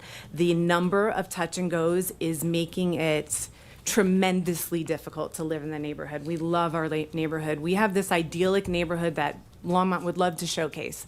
Kids run from house to house. We have neighborhood events. We take care of each other. The floods happen. We all banded together. Now our neighborhood is inside.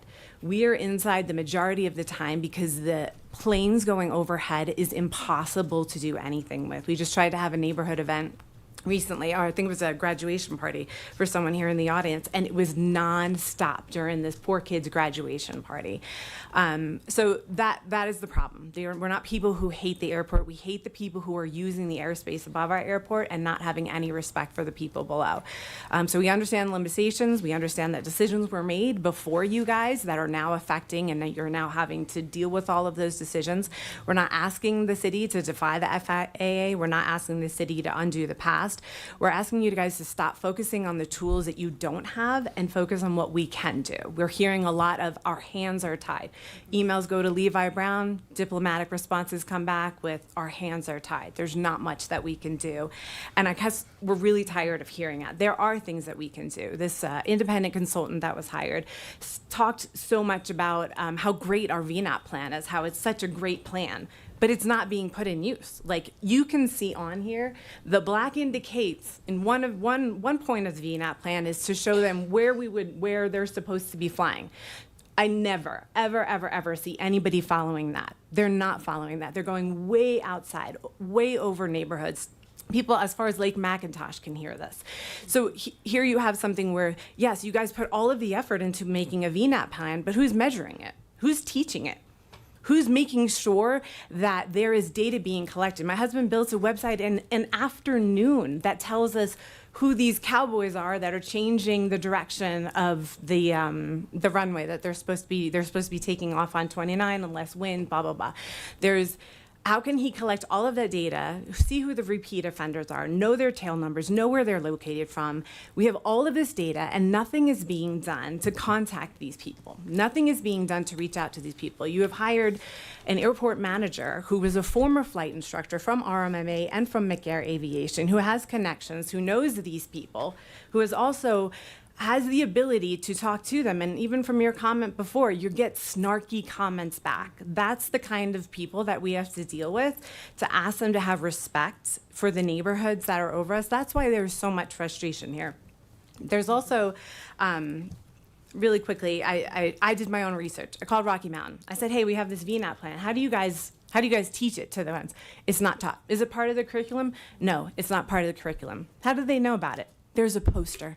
Do you guys ever go to a break room and you see the workers' comp posters that they make you put up there? How many of you guys actually ever step and read those? Nobody's reading it.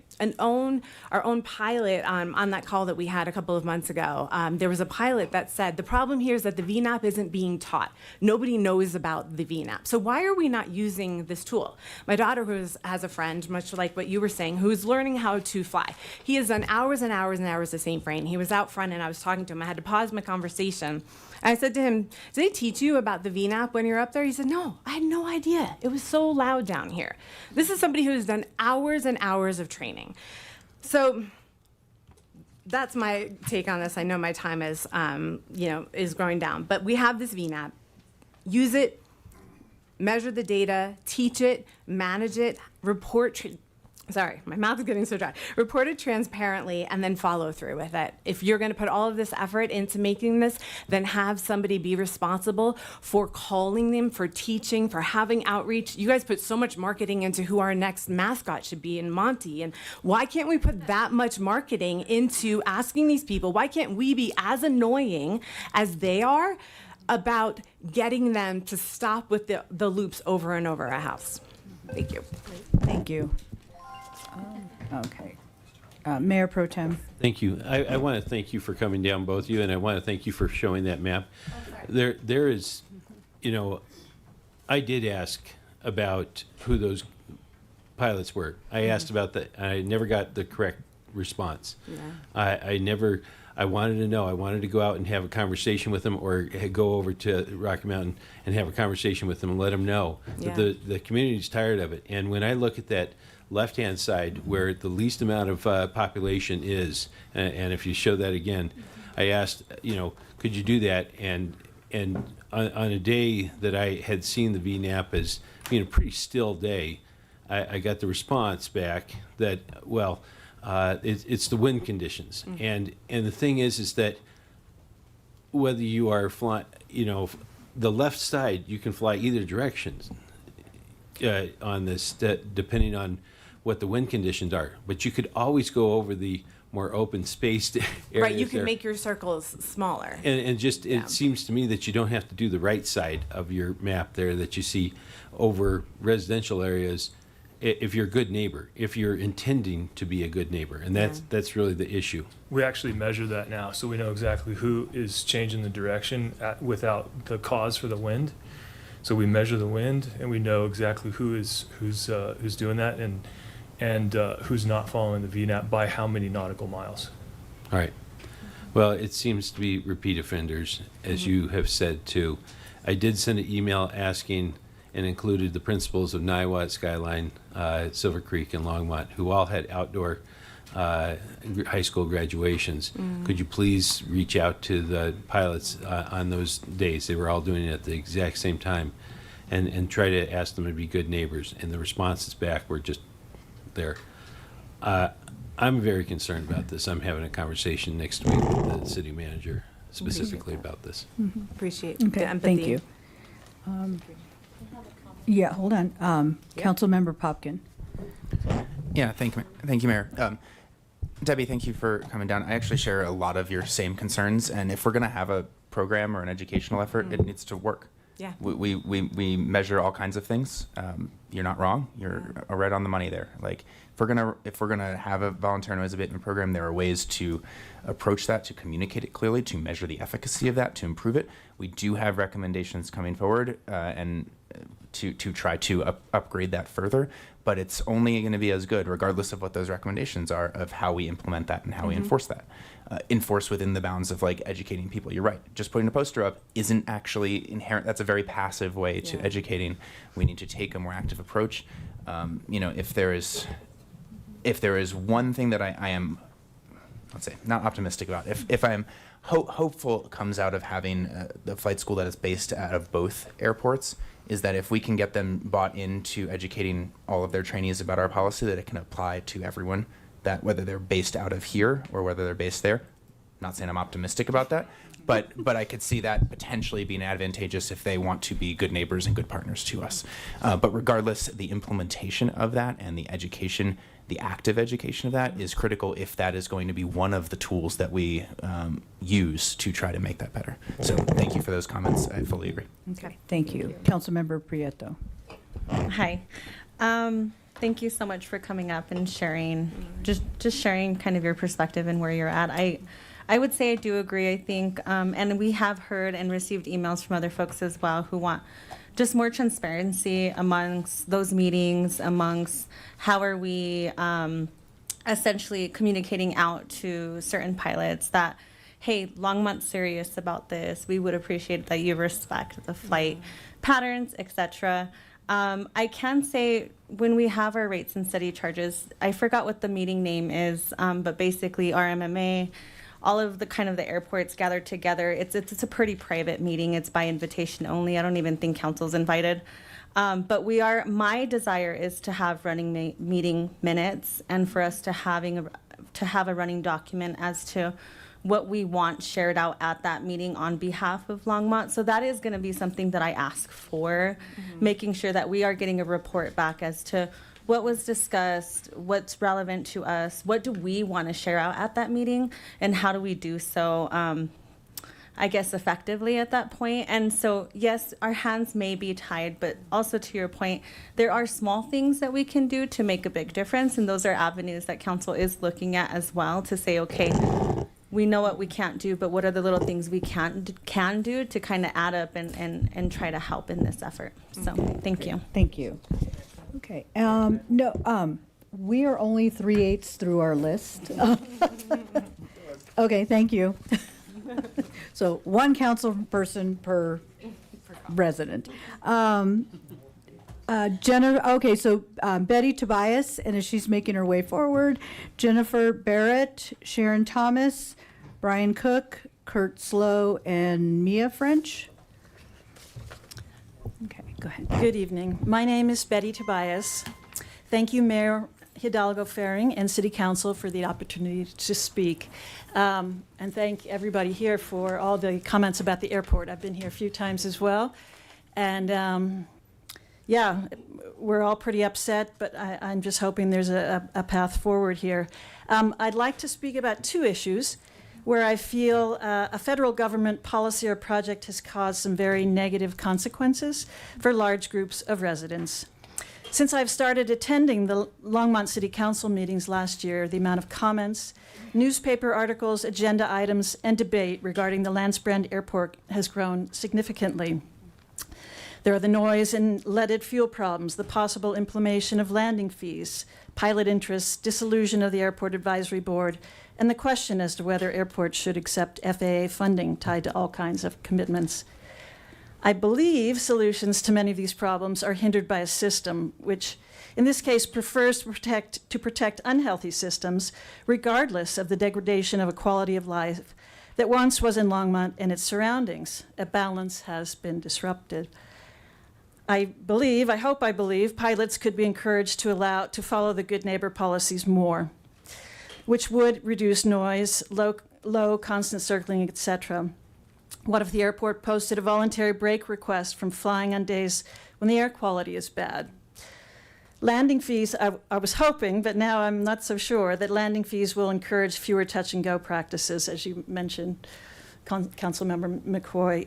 I was hoping that would encourage fewer pilots to do their touch-and-goes, but I guess not. So that was the one thing I was holding out on, and hopefully there's an idea about how we can reduce noise in another way. But And so obviously this noise is driving people crazy and limiting the amount of work they can do from home.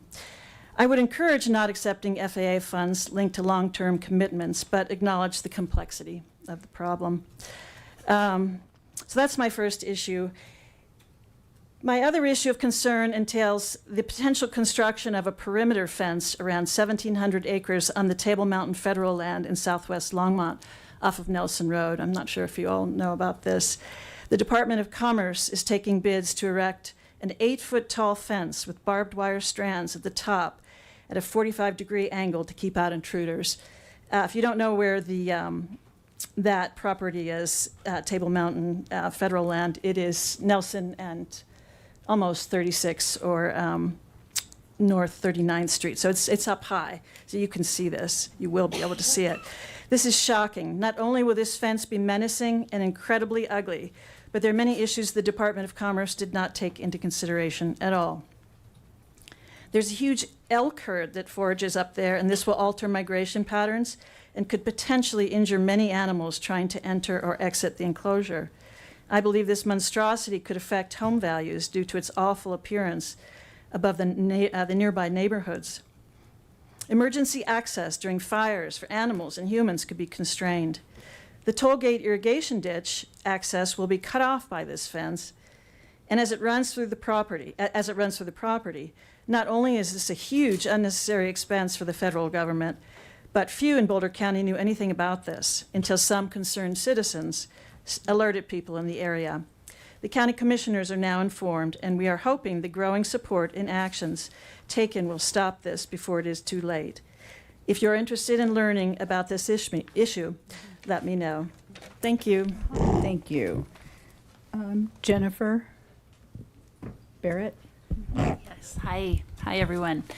Thank you so much for holding this open forum tonight. I really appreciate it. And I am here to talk about the airport as well. I live in a neighborhood to the west of Longmont that includes several agricultural properties, 2 wedding venues, and a children's camp, summer camp.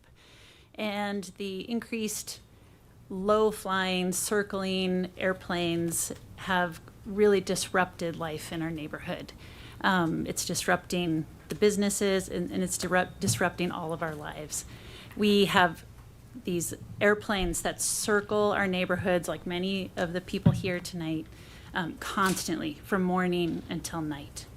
And I really appreciate this great discussion, an open discussion that we've had here tonight to talk about this issue.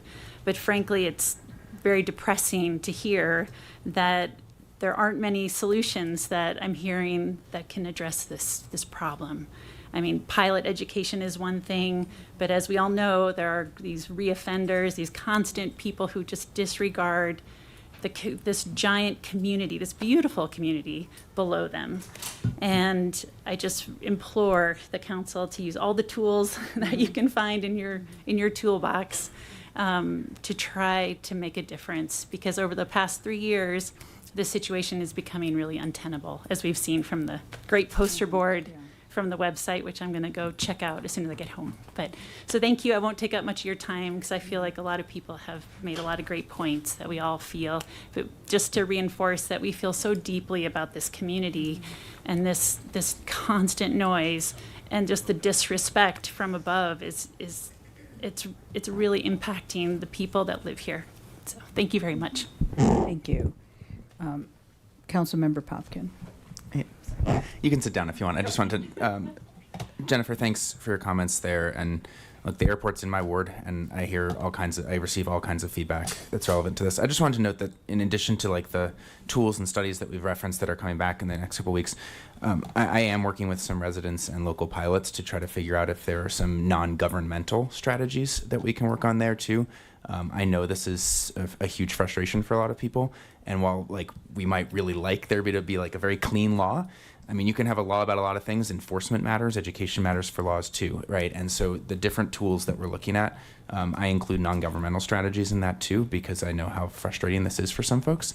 And you know, it can be a matter. It's not just a matter of perspective, but it can be a matter of different experiences. And I think that's worth acknowledging. And frankly, what I was going to say before, and and the relevant thing to note here is there are many local pilots who are frustrated with some of the increased traffic too. And so it's not, I think, to Debbie's point before, it's not necessarily a hate airport or hate all pilots. It's how do we figure out a better balance here and perhaps a more reasonable balance that was kind of a couple years ago, as you referenced. So thank you for coming out, and thank you everyone who has spoken on this. Thank you. Sharon? Hello, I'm Sharon Thomas. I'm here about airport noise as well. I'll try not to repeat some of the things that have been said. Right now, the situation is intolerable, and it's unacceptable for a lot of people. As you say, the pilots, a lot of them aren't pleased with what's going on. And I think a lot of the pilots who come here and present their views to council, they're not the ones circling for hours.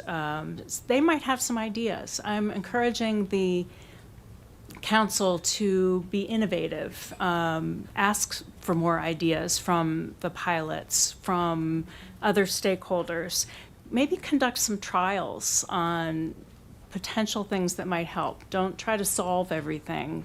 Come up with some ideas. Maybe get together with other airports in the region and try to come up with some trials on things that might help.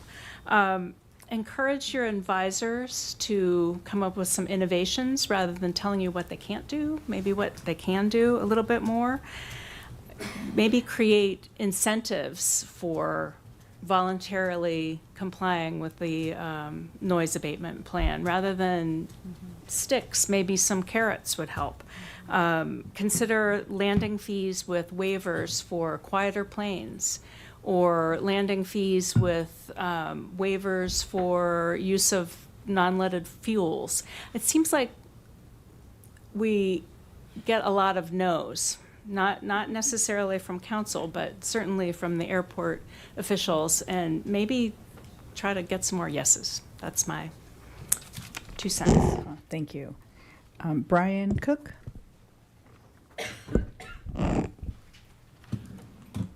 Hello, my name is Brian Cook. So Sean McCoy, you would like this presentation. It's about civics. I just emailed you a couple minutes ago about it, if you've received it. So, city council meetings. I'm thinking city senate only. And we have lieutenant governors, we have the House, we have the mayor. Are we paying all these people for city council meetings, or is this, how are they getting paid?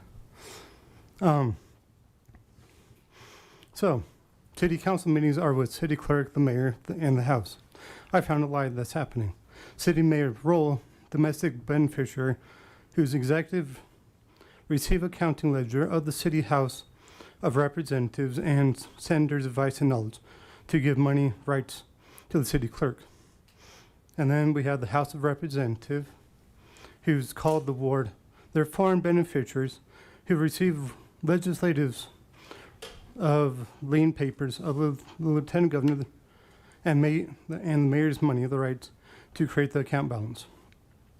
The council role, called at-large domestic grantors, the only grantors in these meetings, whose legislatives keep U.S. House of Representatives account ledger to give the mayor advice and consent, called knowledge.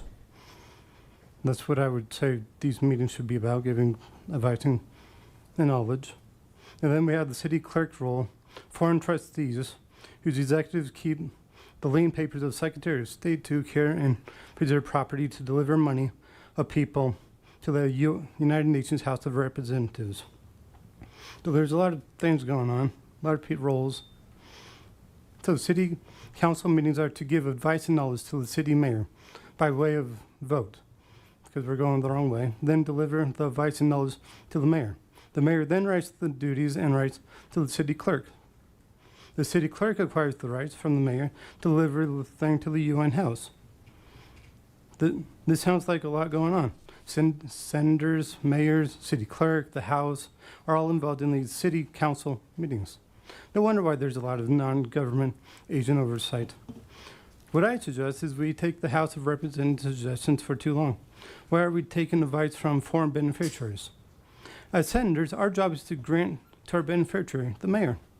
We could eliminate everybody that's not city council in these meetings, but the city mayor is our beneficiary, and if she wants to come, I'd say she can come. So the city council could present their topic, then allow the audience to debate advice and knowledge on the topic. So we could actually have a council meeting like we do with the Coffee with Council, just do that every week. So I understand that we pay out the ass for our things. This payment could be because it's not a community-driven event. It's the entire city meeting. There hasn't been much discussion on the things brought up. No council member ever says anything that the audience can comment on, except tonight. I've been here multiple nights. This is the first night that council's actually said stuff. So, Coffee with Council is presentations that everybody talks and gives advice and knowledge too. I like those meetings. The scheme is usually, tonight's scheme, or council meetings are usually, the council proposes a bill, X, no community members signed up for to talk about, so council votes on really not that much. The mayor doesn't really get anything, and nothing really happens in these meetings. That's what I see. Nobody talks as nobody knows the details of the bill. So I would say just cut down on how much people are here. We don't need the city clerk or the house here. They're foreigners. Why do we accept foreigners in our domestic grantors meetings? Thank you. Thank you. Okay, Kirk Slow. Oh, Mayor Pro Tem. Brian, thank you for coming down. I don't know where you got your information, but as a civics teacher, I want you to know this meeting, when I was on council the first time in 2007 to 2011, myself and Karen Bankner and Brian Hansen and Sarah Levinson brought this about so that we would have this. And we were lucky enough to bring this about so that we could have it twice a year. And you're referring to open forum. To open forum. Yeah, I like the open forum. But that's, when you see people come up and speak on something, we don't typically come back and forth on the dais. This is the exception, not the rule. Yeah. And as far as these other things, our government is set up with this. We have an executive right here, and we are also at times the quasi-judicial body here, and in other times we're the executive, the legislative. So I think you were off a little bit just in how you were interpreting it. It was hard to follow, but you might, where we are doing the work of over 100,000 people at this time with an annual budget of approximately over $500 million. These things have to be taken care of, and we have to have hearings and everything. There is a legislative process here, so just making sure that you understand what's at play here. Thank you for your time. Thank you. Thank you. Okay, Mia French. Oh, no, I'm sorry, Kirk Slow, come on down. Good evening, everyone. 5 minutes and the opportunity to ask questions. So, 4 cameras, 5, counting the one in front of me.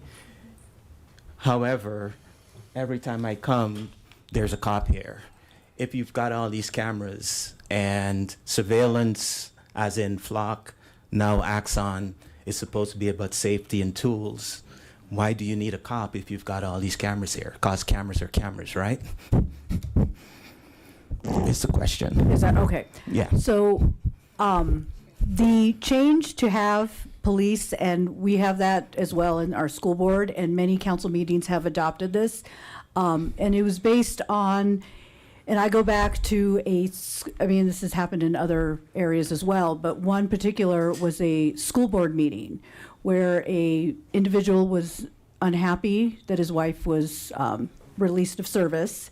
And he actually came up right to the dais, pulled out a gun, and point blank shot one of the board members. So cameras cannot stop that. We do have, we have place for why we have security here. And unfortunately, I mean, as a school teacher, we have our lockdown drills. I have a huge cabinet right by my door, and in the event of an active shooter, I plan to roll that cart right in front of the door to buy some time. So given the age that we're in today, we have to have physical bodies for protection.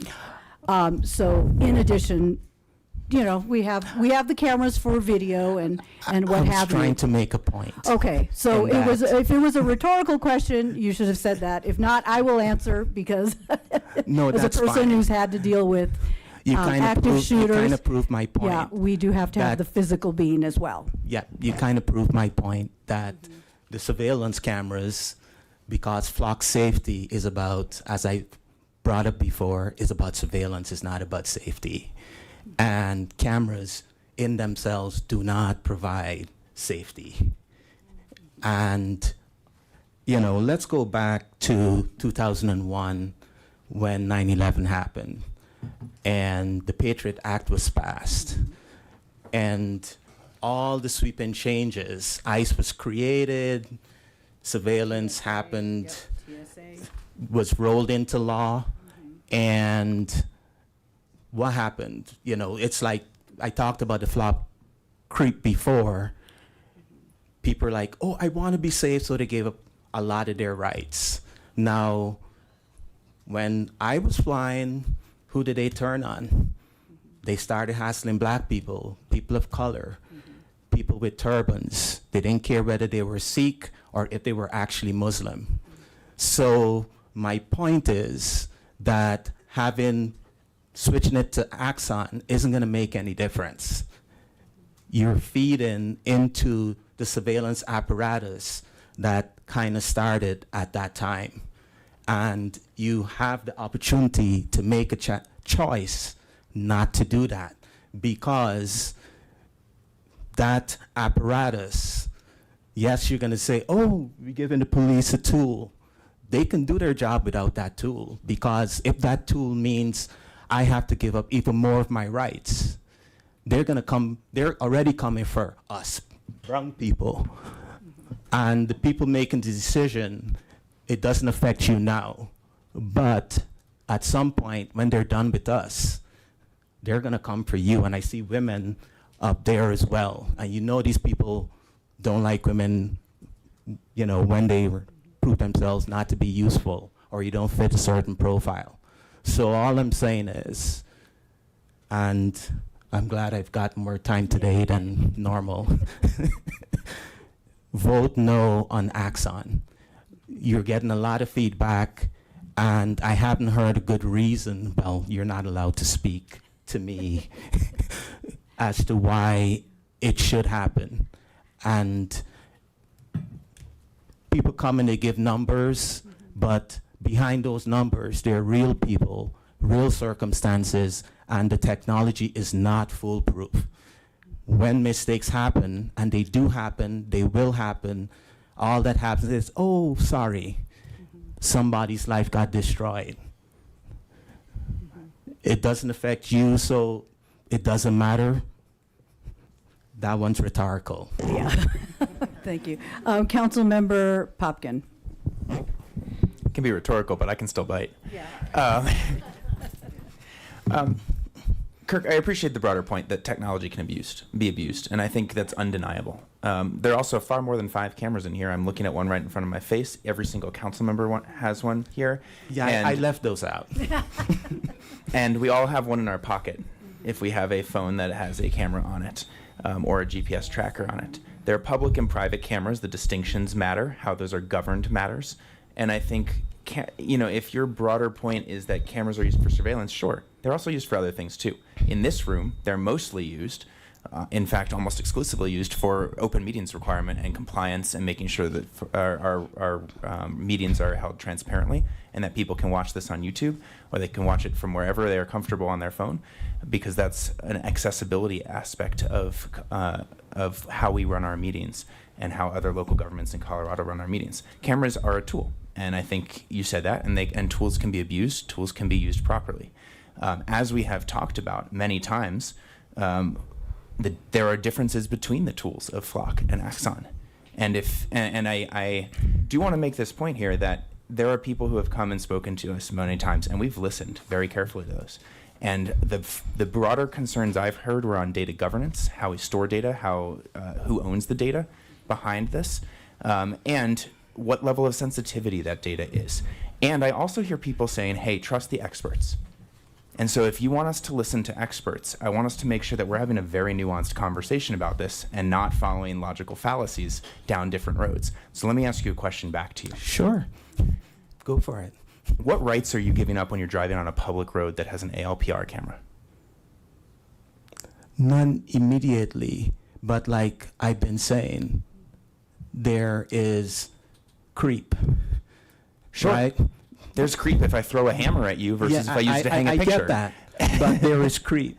You know, there's warrantless surveillance. Now that Sure. surveillance has been handed over. It can be misused, absolutely. No. Not it can be. It is misuse. Sure. There's lots of proof. What happened in Sheridan, right? That was one of the most glaring. I'm not saying that's going to happen here, but you're still feeding our data into the apparatus, for lack of a better term. No, we're not. That's a difference between the two technologies. And we talked You about mean the this. two companies? Well, the same technology, two different companies. The cameras are capturing the same thing, but they are different services, different platforms, and different technologies. And if you want to get into this, there are significant nuances on how this is managed fine. and how that's run, and who stores the data, and who gets the data, and what we allow to share. We've had many conversations about this, and I've brought many people in to talk with our police to share those concerns, to have conversations and understand those nuances. And the reason I was comfortable shifting to Axon was because we already store much more sensitive data with our Axon body cameras that our police officers are storing in the same very platform that they are using to capture the back of a car license plate.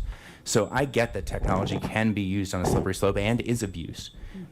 We have policies in place here. We run it, we manage those very intentionally and differently, and all of us scrutinize this when we are thinking about the shift here. And you might disagree on how it's used more broadly, and that's fair. That is fair. And you might not want cameras in your life, and that's also fair. But also how we manage public safety, the different tools that we do have, is also something that we are responsible for. And there are very real trade-offs that we have to make in that. So I appreciate you continuing to come and share those concerns. I really want us to continue to have a nuanced discussion of this, and I hope we continue to do so. Oh, I'm all for shades of gray. Right, not in the 50, but however, Okay. is there anything concrete that says that data is not going to be shared with ICE, let's say? It's in our contract. Yes. It's in our contract. If they violate that, that's the lawsuit. No, but when does that stop a company with deep pockets? So if they're smart, it should. Because there's a lot at risk for violating the contracts. Councilmember Prieto. Yeah, thank you. Thank you for coming tonight, and thank you for sharing. And I definitely hear your perspective, and I think we're all in this boat together. And things are becoming more technological, and AI is advancing, and I appreciate your forward thinking as to, this is what we're approving today, but how do we prevent unintended consequences in the future? And this is something that is on the heart and mind of council. And that's why we implemented and brought forth or took the advice from the public to bring forth a technology board. So that way that board can have those conversations, not only looking at our internal contracts, but also looking at what's happening externally in other cities. What are they seeing? What are some of the harms that can come to the public? So that way then we can be advised and have those conversations. So I just want to say thank you for coming up. We are trying to forward think as much as possible.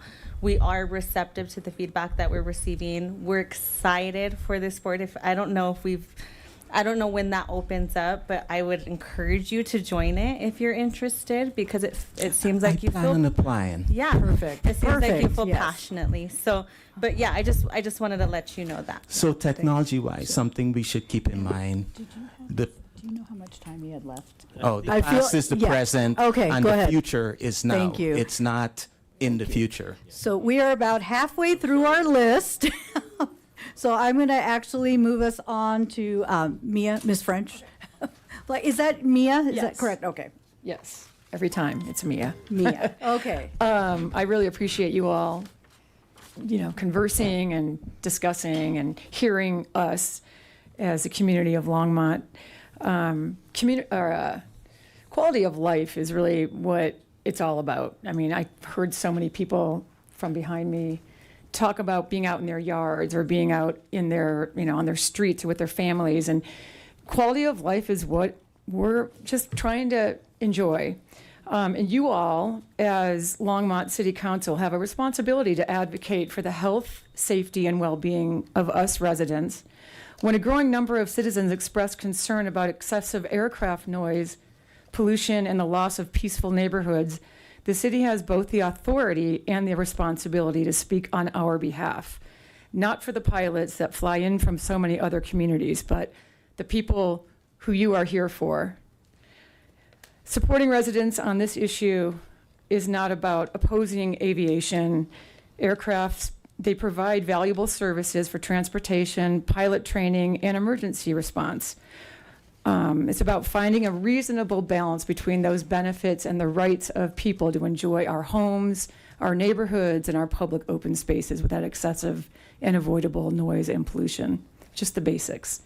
A healthy community is measured not only by economic growth, but also by the quality of life it provides.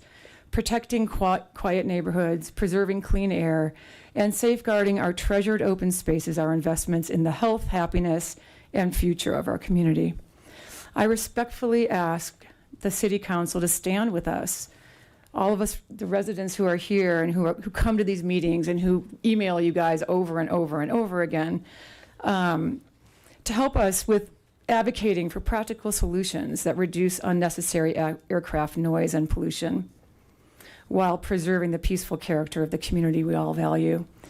I'm not in favor of closing Vance Brand Airport, and I'm not an anti-plane person like that woman that talked earlier.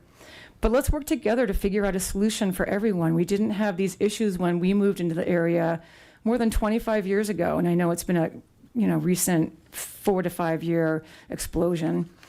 We just, as people have talked about earlier, we just want Vance Brand Airport to be a good neighbor again. I don't know who people have brought up, the airport manager, and I know Levi, but who hires him? Is he an employee of the city? Okay, so you guys hire him, or in a roundabout City way? manager, yes. Is he It's here? not us. And he's not here tonight, though. He's behind you. Oh, hi. Yeah, so. Oh, you look different. Yes, yes. But again, it would be, it's just nice to have a little feedback. I didn't think he was here. Oh, Levi's not here, the city manager is. Oh, okay. So no, I'm talking about the airport manager. Yeah, he is not here right now. But- Jen Newton, who's stepping in for him right now, is back there Okay, too. so, but as not, well. he's not the airport manager is what I'm asking. No, she, Okay. yeah.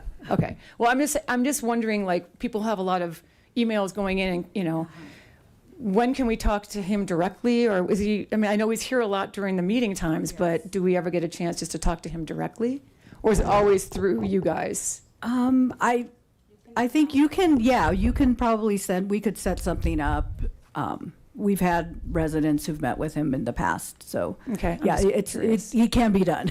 'Cause He's on vacation right now. Okay. so- And again, just being the good neighbor that we all strive to be. We all, we live in an environment where it's a nice place to live. We want to be friendly to our neighbors. And when the bike people have their big races on our area, in our neighborhoods, they stop by and give us cookies in little bags and say, we're going to be a nuisance for this day or that day. But it's just part of being a nice neighbor. Let us know what's going on. Let us know how we can, try to avoid the streets when you need them. But the ongoing stuff, you've all heard it before, and but I just want to I'm standing here to fill the space of another person and a family who's really affected by this whole airport noise. Thank you. Yes. And thank you for sharing. Yes, again. Mayor Pro Tem. Well, before you go, you brought up something that there's this nobody that I've talked to, for the most part, for maybe the exception of one or two, want to close the airport. I certainly don't. I see the airport as an opportunity zone, and it is a area that is supposed to be an enterprise zone where it's supposed to be bringing in and helping to, maintain its own structure. It hasn't done that, and we as citizens of Longmont have picked up to the tune of about $100,000 a year to do that. And there's, I think, a narrative being sold by certain folks that that we want to close it. That there's no that is a falsehood. It's just trying to sow doubt. And they're doing a good job of trying to sow doubt that somehow that we do that. And I don't see people really against pilots who are out there. They're not the culprits, although they feel sometimes that if we ever say anything, and I think that really is a byproduct of their different pilots associations that try to get everybody riled up at the airport, the ones that are our local pilots, and then those guys are like all up in arms and pitchforks and everything with the city council, and that's not the case. We really need the folks that are flying in from out of town to be better about this, and this VNAP thing not being a thing that's taught is outrageously unacceptable. But for your perspective, I think we're trying. Okay, and I just wanted to make sure that you were clear that nobody is trying to close the airport. We dissolved the Airport Advisory Board because after 50 years of not listening, it was enough. Right, let me just be clear. I didn't mean that you guys wanted to close. I've just said, I've gotten comments from things that I've said before. Oh, you just want to close down the airport. That was it was people talking to me about that. I don't think you guys Thank do. you. Thank you. Yes. Okay, and the next five, Mike Schnatzmeyer, Greg Ellis, Doe Kelly, Lance Whitaker, and Scott Stewart. Please make your way forward. We'll start with Mike.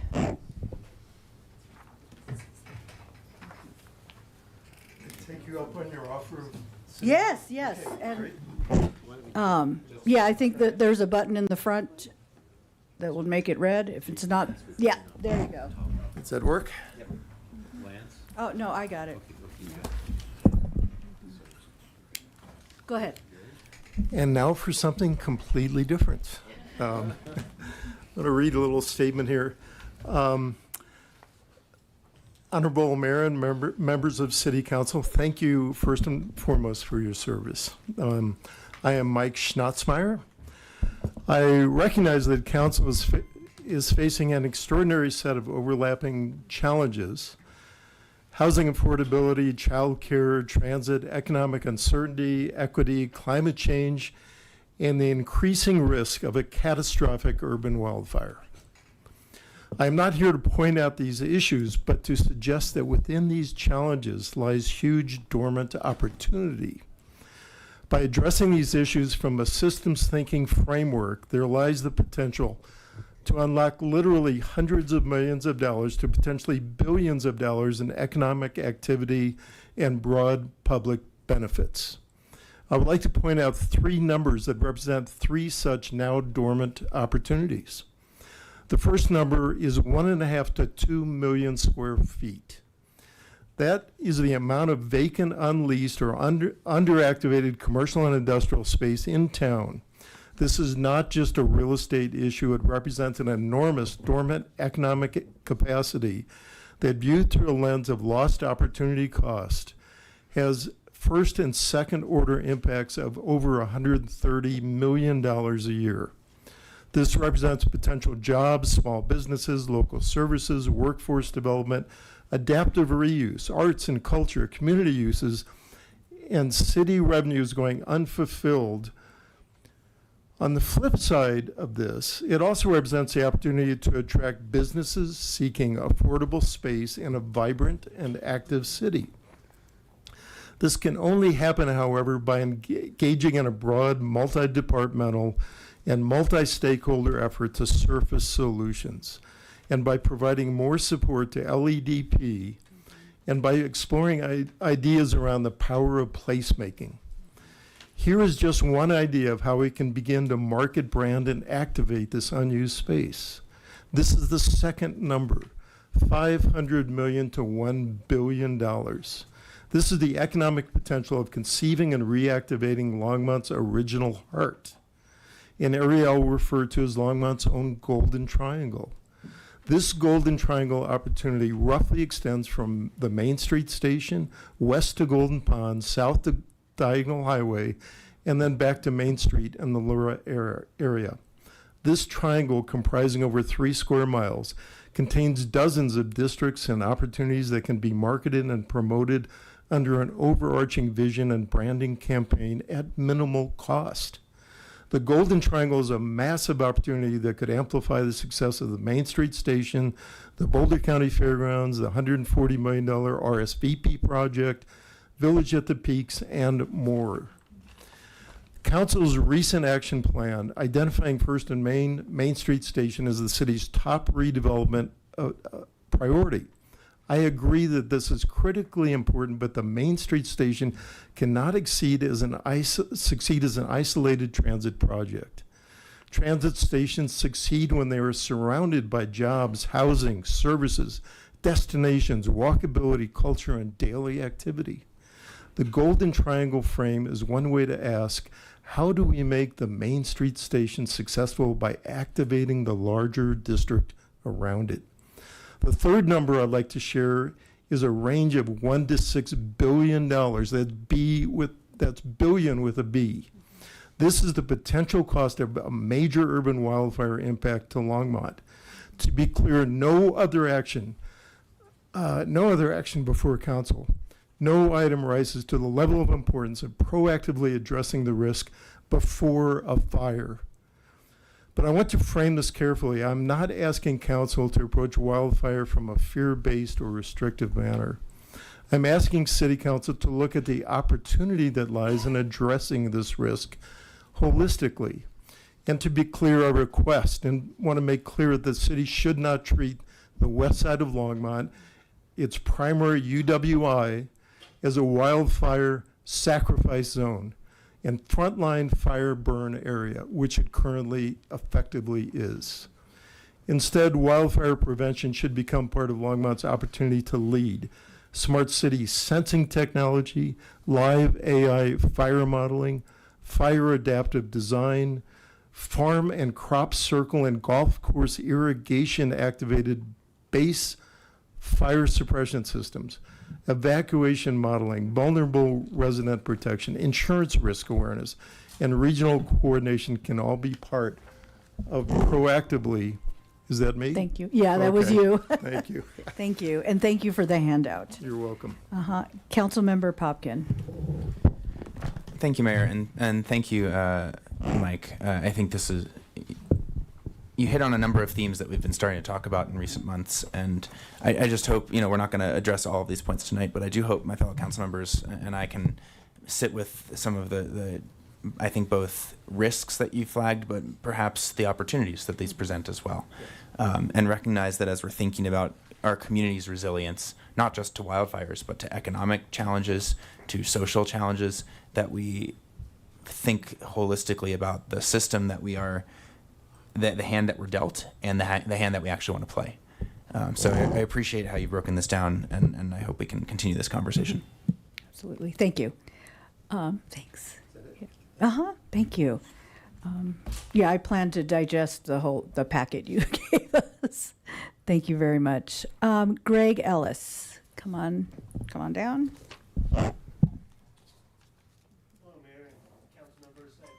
Oh, can you turn on your mic, please? Yeah. Thank you. All right. Hi, Mayor and council members. Thank you for giving us the opportunity to do this tonight. Appreciate it. Unfortunately, that was a nice break from the airport noise, but I'm going to bring it back. Hopefully, you guys have heard so many people discussing this. This is a real issue, and you guys take it seriously. I appreciate you realizing that in other opportunities to speak, the airport, people come together with pitchforks and aggressively fight against the residents of Longmont who are speaking up. It is a big problem. You guys have obviously seen that. I'd like to begin by making a point. I'm not opposed to the airport. I'm not opposed to airplanes, pilots. A lot of times that does get brought up that we just want to close the airport. That's not the case at all. There's a legitimate issue that deserves to be talked about here, and you guys have obviously heard all night about this.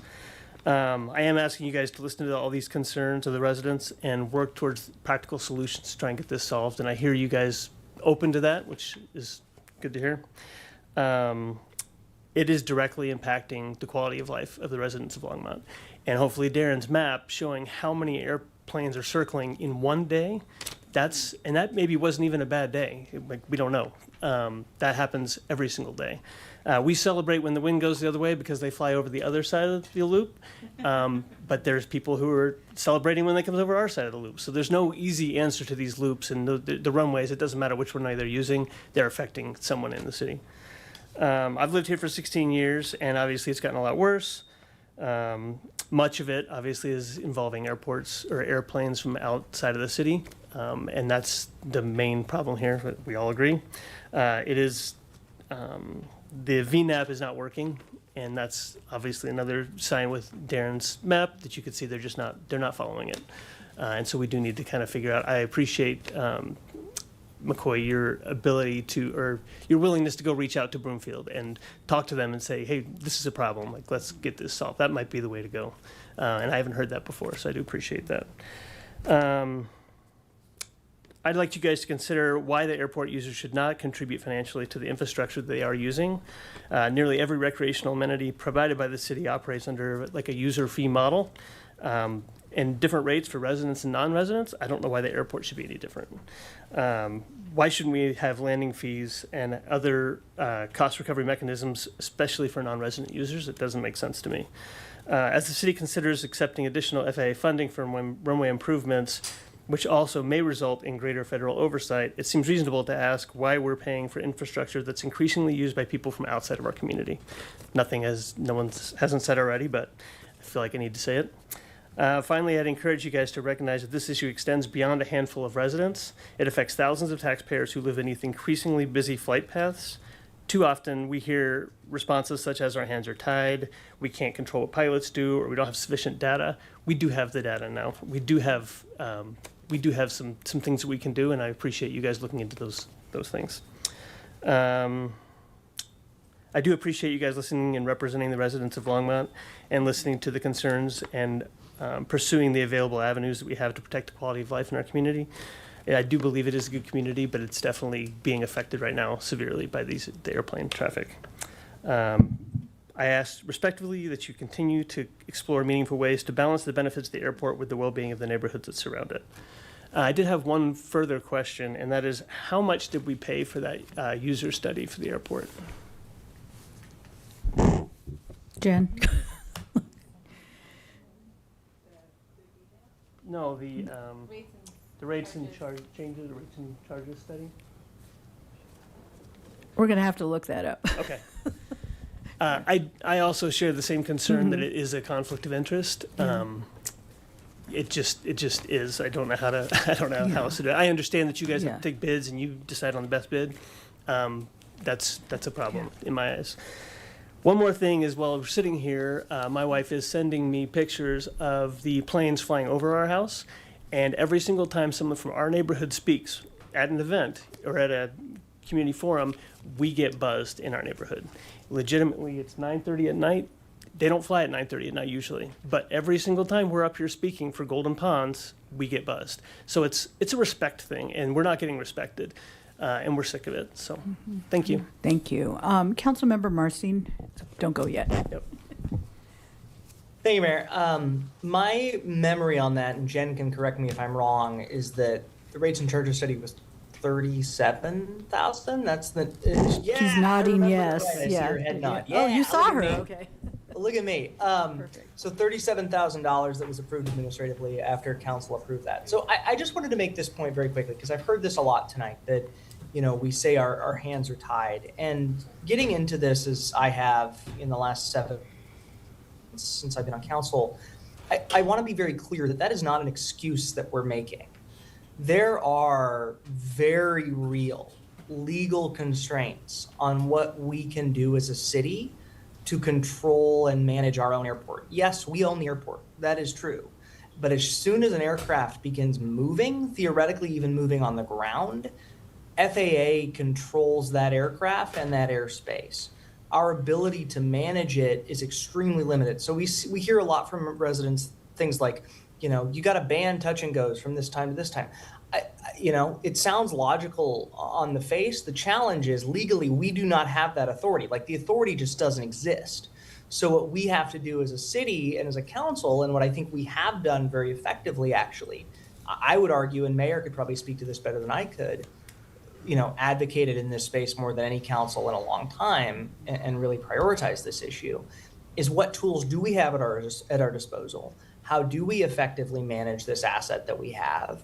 And how do we make sure that the airport is something that the entire community can be proud of? And that's been, you know, my focus from the beginning. I'm sorry to hear that you're going through what you've gone through. You know, you're not the first resident I've heard similar concerns from. And just know that when we say things like, well, FAA controls that, that is not us washing our hands of the problem. That is, at least for me, acknowledging a legal reality that we don't have the tool in our legal toolbox to solve it. But we're going to use what we can to address the whole community concern and make sure our airport's an asset for everybody. Yeah, I understand that the FAA does control. I do understand the FAA does control once a plane's in flight and once it's moving, that you can't do anything about that. But the landing fees would definitely cut down, you know, the amount of traffic and the amount of touch and goes. There's no question. And also, I think that the respect coming from the city manager, that it's a city employee, to the people who are complaining to him, and some understanding, as opposed to just, you know, FAA controls that I can't do anything. So, and you're referring not our city manager No, who Levi, oversees yes. the airport manager. Thank you, Okay, yes. yeah. Yep. So Thank you. I saw his eyes perk up back there. Okay, so Doe Kelly, okay, Doe Kelly, come on down.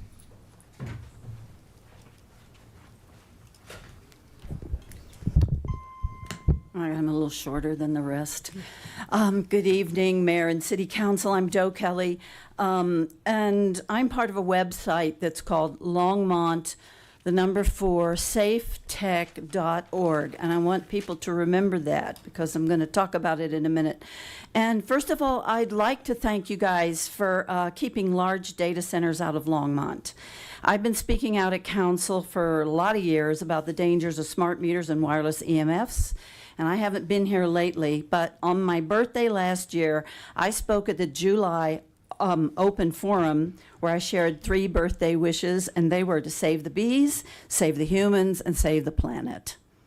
But why the bees, and why me and the bees? Well, because in a past life, I was a singing bee in Boulder, Colorado, delivering singing telegrams in a now vintage bee suit, as inspired by the killer bees of Saturday Night Live, which some of you will remember. Boulder's singing bees folded just as I moved to New York City to sing and study voice. I took the bee suit and I buzzed away and did my own singing telegrams to much hilarity. In New York, I had a spiritual teacher who enlightened me to the importance of bees. If the bees failed, we humans fail too.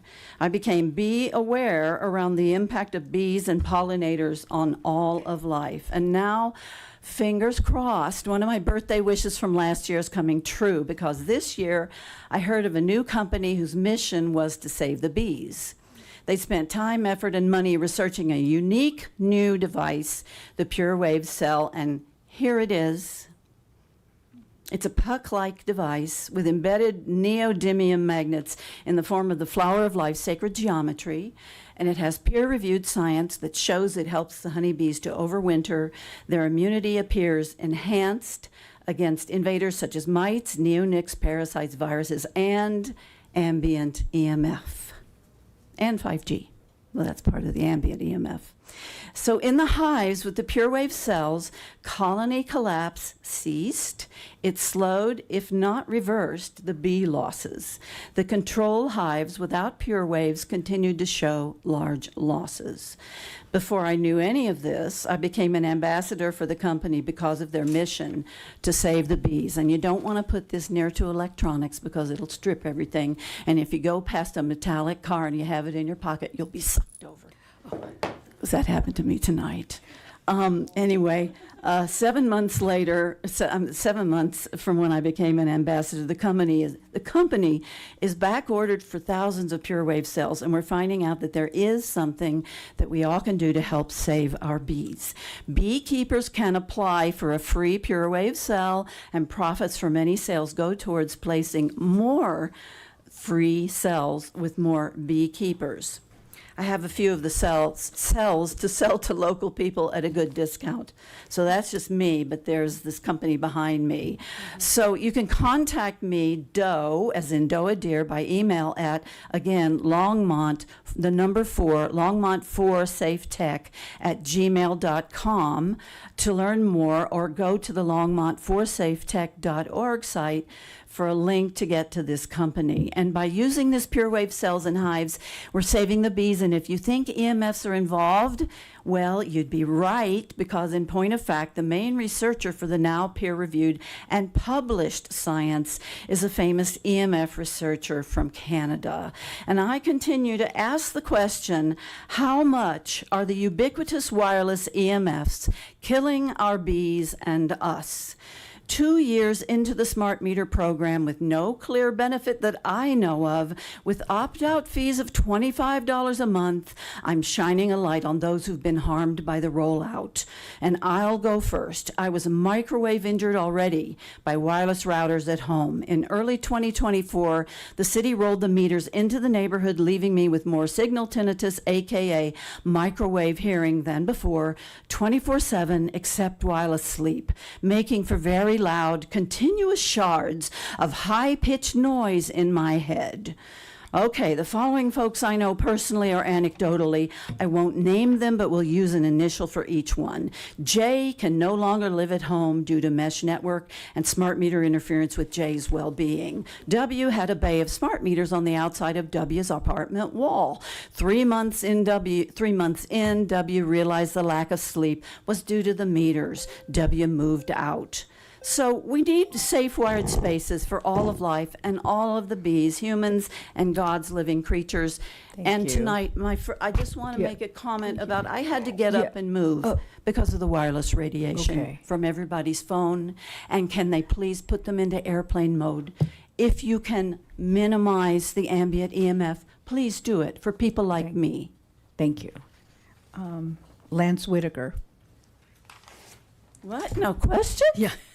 So where have you been all this time? I've been recovering from EMF jet lag travel since last fall. Oh, no. Literally. All right. Lance Whitaker, 1750 Collier Street. Been a resident for 45, 47 years. A lot of disturbing things have happened in those years. I'd like to remind everybody that I do support the library, I support the museum, I support fruit trees and parks, cannabis hospitality, and a lot of other things in this city that we do so well. Today is National Day of Rock and Roll, so party on. It's also dive bar, so maybe you can enjoy some of that rock and roll in your favorite dive bar. National Macaroni, probably shouldn't eat that in your dive bar. National Strawberry Sundae Day, National Koi Day. I don't know why the fish get a day. National Father and Daughter Take a Walk Day. That's a good idea. Today's birthday is Otto Frederick Roeder.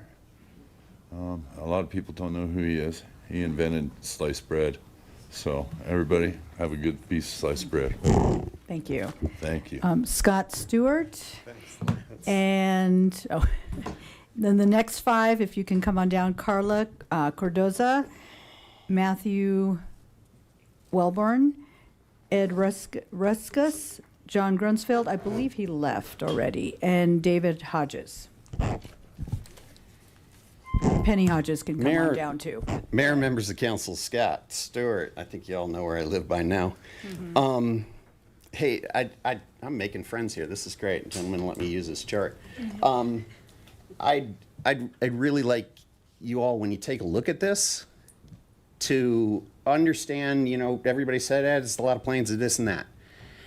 I want you guys to be curious.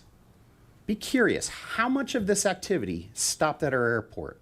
How much of this activity got a $100 hamburger? How much of this activity is actually beneficial to Longmont? We have an AMS system, Airport Management Systems. Your airport manager currently has this, and he has the tools to understand all of this. He can generate your reports on a weekly basis. He can actually create a link to the website where everybody in the public can see this on real time. AMS. We've taken AMS and we've hired them to do a presentation. We don't need to spend money on a presentation. We have the tools to do it. Set it up, make it public, do it. We all need to get educated about the airport. We talked about gas, you know, fuel pipe prices and stuff. Oh, we're going to get 6 cents. We get 6 cents per gallon for the gas stuff. The total for gas, for pumping all of that fuel here, is less than $10,000 a year. Look at the budget. It's insignificant. You could double the cost or double the fuel flowage, and it's still insignificant to the budget. I heard a comment that it would be irresponsible to not take the grant for 1.5 million.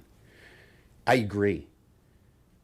But we're in this situation because the airport has been irresponsible for the last 36 years. That taxiway is 36 years old. Where's the reserve? It was put in by the FAA. Is there a plan to create a reserve to replace the taxiway once you accept this grant? Because it really seems like our hands are tied and you have to take the grant. Because for the last 36 years, you haven't been setting aside money to replenish this asset. Take a look at the next 5 years. 150 million is nothing. You got another 7 million coming at you in 28. It's easy to take a look at the budget and see what this waterfall is going to be. The problem with taking the grant money isn't the money. The problem is the obligation. The obligation takes the control of this airport and for you guys to have any kind of say without going to court. This idea that we can't do it because the FAA says no, you're getting that from the airport people. You're getting that from people. Go ask the FAA. Create the argument that says we have a city that's suffering. Create the argument that says we need to do something about our airport and help us. The FAA is here to help us. We haven't made that argument. We go to the people we go to the airport people. I'm sorry, the airport people are telling you something from the AOPA. The people that are bothered by this airport live here. We're not some organization out of Maryland with a marketing company that is giving you a message that says you can't do anything, we got to do this, it's part of the federal system. We don't need an airport that's part of the federal system. We got 2 other airports within 20 miles of us. Everybody in this town uses DIA in order to transport. What we need is a local airport. A local airport like we used to have. Something good. We need a local airport to inspire everybody. You guys, the biggest asset to aviation right now is St. Vrain Valley School District. They got an aeronautics program there. And man, have the people from the freaking airport jumped on the opportunity going, we're going to save kids. Kids are going to be pilots. They're going to do this, blah, whatever. You're getting fed an argument for their own self-serving purposes because they want to fly for free. You have the ability to implement landing fees on a reasonable level and start operating this airport and getting revenue like you care about it. Wow, that was a good rant for a little bit, huh? Stop picking the winners and losers. You're picking winners and losers by taking these grant monies. We're the losers. Everybody that flies at the airport for free, they're the winners. Stop it. We live here. Do something. Thank you. Okay, Carla? I'm here if anybody. No? Yeah. Did we have anybody? No. Carla, is she here? Okay. Matthew Welburn?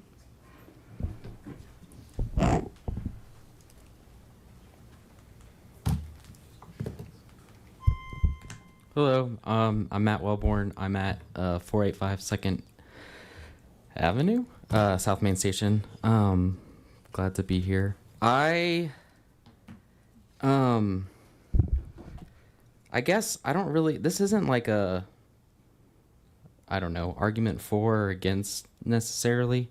But I was just doing like additional research because I was just trying to understand the presentation regarding the public safety sales tax, or sorry, sales tax is the wrong word to use, maybe.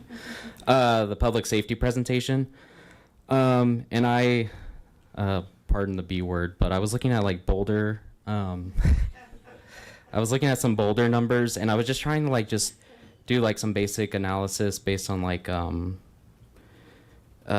police and fire counts and FTEs and budget numbers, and obviously it's not a one-to-one, but I was just kind of looking at that, and I was kind of interested because it does seem like Boulder had like a 120 to 140 for fire folks, and so we're at like 100 according to the presentation, and I was like, okay, well, that per the presentation, I was like, yeah, that seems like we need to address the fire FTEs, because they also were saying that they were having to do a lot of overtime, and obviously like what Mike talked about with fire is like this is one of like a dozen plus things that need to be addressed when it comes to fire safety, because that obviously is temporally relevant, but also will continue just to be relevant as we face different challenges unique to our environment. And then regarding the police side of the public safety, it was kind of hard to like get kind of like numbers because there's a lot of support services and stuff, but it looked like patrol numbers for Longmont, the suggestion or like the current was like 166 and trying to get to like 210-ish. And it looked like, and I know it's not 1-to-1, but Boulder had like a 184, so it'd be kind of going from, based on the presentation, like a little like 20 under in terms of patrols and officers, to maybe like about 20 over in comparison. But again, there's like a lot of additional staff and support, so it's kind of hard to like get a comparison with some of the patrol and support roles and whatnot when it comes to emergency services. But I like the presentation, the public safety presentation, I felt compelled, and like it seemed evident to me from both their presentation and then additional research that it was like, okay, there seems to be some kind of like FTE type need, and then also some like capital improvement, and then things like vehicles and whatnot that need to be addressed. And then so it's like, okay, there seems to be definitely a need. But then I was looking, and it looks like 2006 there was a sales tax increase that got approved. And then in 2017 there was another sales tax got approved, both specifically for public safety. And so I was just like, and those were 0.325 and 0.255 respectively. And so the like 50% that they presented, the 50-50 split, would be approximately the 2017, and then value that we raised sales taxes by, and then the 100% by sales taxes was a 0.48%, which would bring us to a total of 4% city tax, which would be, of that 1% would be for public safety specifically, and would make us have the third highest sales tax according to the public safety chart they provided for the sales taxes. And then I also noted that the mill levy hadn't been raised since 1991, which was also last raised because of public safety.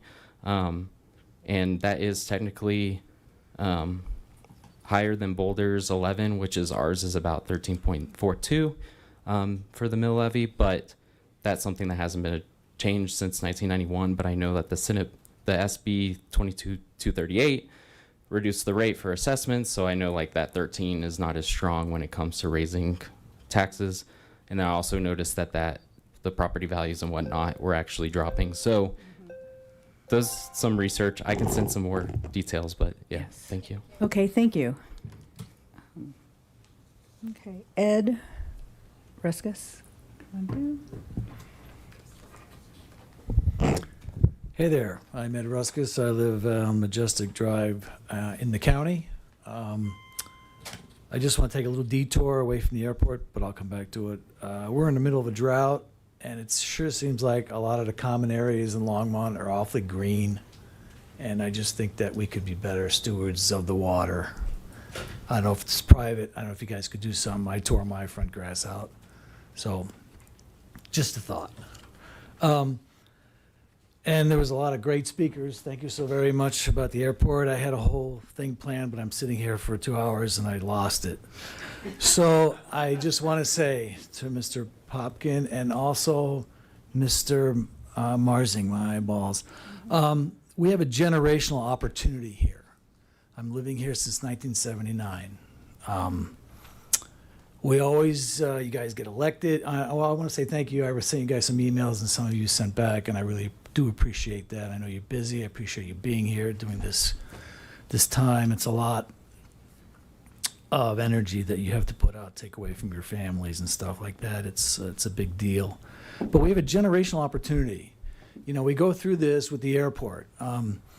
I've been coming to these meetings a long time, but the last 10 years have been more frequent, and the subject is always the airport. You guys get elected, we get close to it, we get do something, and then nothing happens, and then we kick it down a can, and we take the FAA money again, and then we got to do this again in 5 or 10 years. But we have an opportunity here to not take the money and just put our foot down so we could break free of Big Brother telling us what to do with the land that we have. And you could say to them, yeah, okay, we can't control the planes. Well, maybe we can. How do we know? We haven't tried because we're being told by the FAA we can't. Well, maybe we're not being told until somebody says, you work for the people. The people are sick of it. I don't want to sound whiny, but I'm just turned 70 and 47 years of my life have spent here. I love it here. This is my home. We were raised here. Kids went to school here.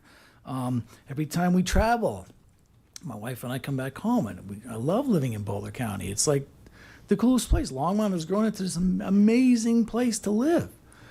But we got to do something. You know, Mr. Popkin, you had said that people pay taxes for the airport, people pay taxes for the roads, they come in, you know, but a truck driving down 95th Street or 287 has to have Jake brake mufflers on their cars, on their trucks, right?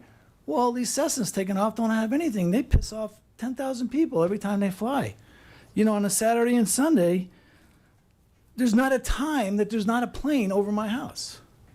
So I had so many things to say. I won't take up any time. You heard it all. But thank you very much for the opportunity to come and talk and yell at you and talk. And, No. But I can't take it anymore. You know, I'm at the end. We're all at the end. You got to do something. The last 7, 8, 9 years, you know, the sky jumpers, sometimes they take off 2 planes in a row. You're like, hey, give me a break. You know, at 5:45 in the morning, planes are buzzing my house. You know, they say the pilots are nice. They don't care about me. They don't care about us. They just want to go have for a ride. So that's all I got. I had so many other things to say, but they did a great job. Thank you. Thank you so Thank much, you. guys. I appreciate Okay. you. Yeah, no. And I mean, I see overall the discourse has been, it's been pretty good. I was in the aerospace business for 42 years. So I appreciate all the commenters tonight that it's been very professional and very courteous and passionate, but I mean, I was on council during COVID. So, you know, we had people wishing us dead, so. Yeah, Well, so I'm like, yeah, no, y'all are great You know, tonight. I mean, you're just doing your job, and we're reciprocants, but also we all work together. But you were elected, and you know, as an old time Longmont, Boulder County resident, it seems like we do it and we take the money, and then in 10 years we're doing this again because we got to listen to them. When really, I think at some point you just draw the line and say, we're not taking your money anymore. This is our airport, and we're going to do this. But somebody's got to be first. Is it Longmont? You know, there's a bunch of airports around the county that are trying to do it. Some are reasonably successful, but somebody has to say, this is us. This is our community. And I mean, and this is the first time that It's only I've $1 million seen in bucks. years where I think all of us on council really have the appetite to start discussing the vision, look at the options. You know, I sit on a group of, with the Northwest Mayors and Commissioners Coalition, a subcommittee where we do have direct conversation. We've met once so far, but to have that ongoing conversation appreciate with that the FAA. verbiage. Yeah. I've been to and- plenty of coffee talks over the last 20 years with other members, and we're still here. So I appreciate you. If you're not going to kick the can down, No, I don't want to kick the can down the road. We got to do something, so. Thank you. We're working on it. Appreciate you all very much. Councilmember Kalkoffer, don't go yet. Oh. Thank you, Mayor, and thank you, Ed. Sure. Regarding water, because we haven't really talked about water. Oh, yes, that was I had the pleasure of doing a wastewater tour for Longmont, water treatment tour, and the day that I went, it was 10 million gallons that did not end up going to the wastewater treatment plant. So 18 million gallons we treated, 8 million gallons went to the wastewater treatment. So 10 million went into the ground or left the community going to Denver, somewhere else, wherever people travel. Unfortunate for you, but fortunate for a lot of people in the city of Longmont, we do have a lot of programs and rebates available to transition non-functional grass into drip line irrigation, more native plants. The water team has a website about conserving waters outdoors, and we are trying to encourage people. I went through that program myself, Yeah, and I appreciate got it. money to transition from non-functional grass to xeriscaping. Sure. So the city of Longmont does have a lot of programs that I want people to know about. Unfortunately, if you don't live in the city of Longmont, you don't qualify for that. But there are other, for Boulder County, there's WaterWise as well. I was only making a statement because I went by the mall and they're like, Yeah. it's like And- crazy green. And like, somebody's got to drink the water, and there's places, farmers that really need it. you know? Absolutely. That's- And the state also passed some regulation as well for non-functional grass. So more to come on that. Thank you so much. So, thanks. And I do see a couple other people in the queue. Are you saying something new? Okay. Or are you restating what's been said prior? Okay, Councilmember Prieto. Well, don't make me nervous, Mayor. Yeah. Now I forgot what I was going to say. I'm just no, I just wanted to make a comment that I don't want to speak for the entire council, but our intention is not to kick the can. This council is not going to kick the can. And I think many would And I agree. did say that. Yep, you did say that, but I am going to say something else that you didn't say.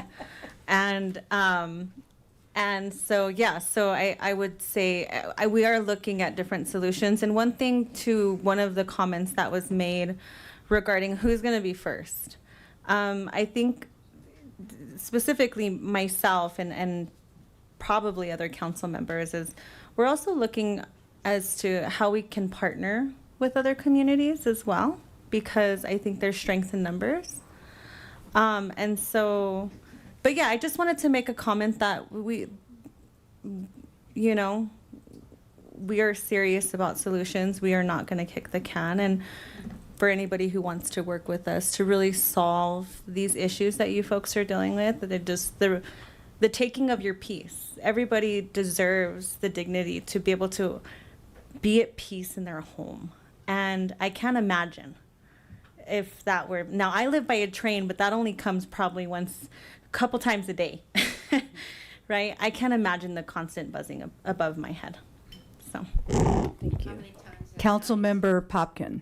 Thank you. Yes. Okay. Thank you, Mayor. Thank I you. just wanted to add one more thing to this discussion because we've covered a lot of layers. And I just echoing Councilmember Kalkoffer, thank you, Ed, for bringing up the water conservation aspects of that. It's absolutely timely, relevant, and frankly, it's timely all year round. We just pay attention to it more when it's hot and dry. Building on what Councilmember Marsing was sharing briefly before, there are two aspects that limit what we can do, and that doesn't mean we can't explore other things, and we shouldn't, and we are. But it's not just the grant assurances. And there's been a lot of focus on that with the grant, and I understand why. But there are FAA regulations independent of grant assurances, irrespective of federal funding that we take, that limit what we can and can't do. And so that is, when we're having these conversations about legal requirements or rules or what types of strategies we can try, there are things that have been adjudicated in court, separate from grant assurances. There are things that have been updated and regulated and passed by Congress, and how the FAA regulates the sky, like air travel, at different levels. And so there are distinctions there, and it's not just, even if we tomorrow we're not bound by grant assurances, we would still be preempted by federal authority to manage air travel. And I think that has implications at different stages. And there are nuances within that, but I did want to just acknowledge that, like, irrespective of the grant, there are other things that we're keeping in mind from a legal and regulatory standpoint. Totally get it. Yeah. I was just saying, you guys sit together, somebody be first. That's somebody get some kahunas and go. Why not us? That's all. We're working on been that. hearing you. That's all. And we I hear appreciate it. and we hear Like you the on dialogue. Yeah. Great. Yeah. But sometimes I just want Okay. I just want people to understand what we are trying to explore and what lanes we do have to swim in and swim through. And that doesn't mean we shouldn't be first on things, and that's not an excuse to not try. Okay, thank you. Thank you so Thanks. much. Thank you. Appreciate David Hodges, and then I'm going to call the next group. So we have Penny Hodges, David Brzezowski. I think I know I misspelled it, mispronounced that. Brian Brown, Stephen Alschuler, and Peg Cage. Good evening or late night, and I want to start by saying this isn't a peanut butter and jelly sandwich feedback. I do appreciate what you all do, but I think you all know that I'm diametrically opposed to the ALPR cameras, and I'd like to address that tonight. I think playing off of one of the previous speakers, I think that we have done picking winners and losers, because we went from Flock, which is now the loser, and us, in my estimation, to now Axon. And in terms of, and I'll get back to that in a little bit if I have time, but in terms of what fundamental right we lose by these cameras, I would point to the Pledge of Allegiance that we all said in the beginning, and it ended with liberty and justice for all. To me, a fundamental function of liberty is innocent until proven guilty. And I'm going to give you a few examples of just here in Colorado, very close to us, where this has come against the public, and people had to prove their innocence. Columbine Valley Police accused Chrisana Elzer of stealing a $25 package because her car was in the area and going back and forth around the city. The officer said he was 100% sure she did it, said you can not get a breath of fresh air without us knowing who comes in and out of the city. She said, and then he said she was not being honest with him, and no matter what she could do, she couldn't prove her innocence. And she had video, she had car tracking data that showed she did not go to this house, but the police officer did not want to hear it. And then the police chief eventually, after she had to present the evidence, and she had to prove her innocence. And so the police chief eventually said that she did a good job. She shouldn't have to do a good job. This is wrong. And then he didn't even apologize, but that's beside the point. That's probably on him more. Kyle Dossman kept getting pulled over in Gilpin County with a wrongly issued warrant because of a 0 versus an O. So this is going to happen. And this is a problem because now this guy got pulled over multiple times and couldn't get it taken out of the system. The citizen, this was on him to do. A 76-year-old grandma, Sarah Judson in Superior, stopped twice, and this one was an I versus a 1. So, and she had to have people help her because she couldn't figure out how to prove her innocence. And I don't believe this is the country, the state, the county, the city that we want. This is a fundamental thing that we're taught from the beginning, that we're innocent until proven guilty. I think and getting back to the winners and losers, I don't believe this decision had to be made this fast. And certainly, Axon benefits from not being Flock. And I understand there's local restrictions in place, but that doesn't mean that all those things I just mentioned won't happen. And you all are responsible for overseeing this, but you can't look at every set of data. You can't look at every time somebody logged on to track somebody. You can have some form of oversight, but you can't look at there's going to be thousands a day.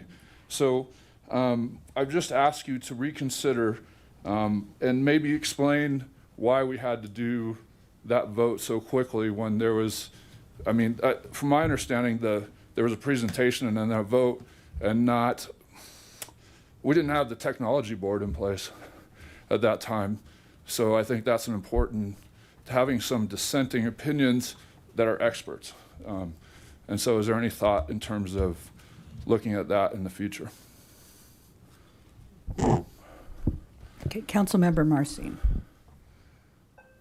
Thank you, Mayor, and thank you so much for coming out. And I know this has been an issue that you've cared a lot about, and I wanted to just comment on one piece because, when you say that you can't look at everything that the cameras are doing, we actually can, and we have. One of the 3 conditions that this council agreed to in part of moving forward with the change that I think we all talked a lot about, one of those 3 conditions was a continuing transparency portal, where you can specifically look at not just, how many times the cameras have been accessed, but specifically, and this was new in this reiteration with Axon, who we're actually sharing that data with, if anyone.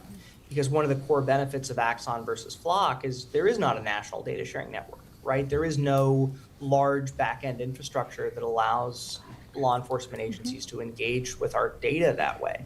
So what I would say is we have treated this conversation, I think, as seriously as it deserves, and it deserves extraordinary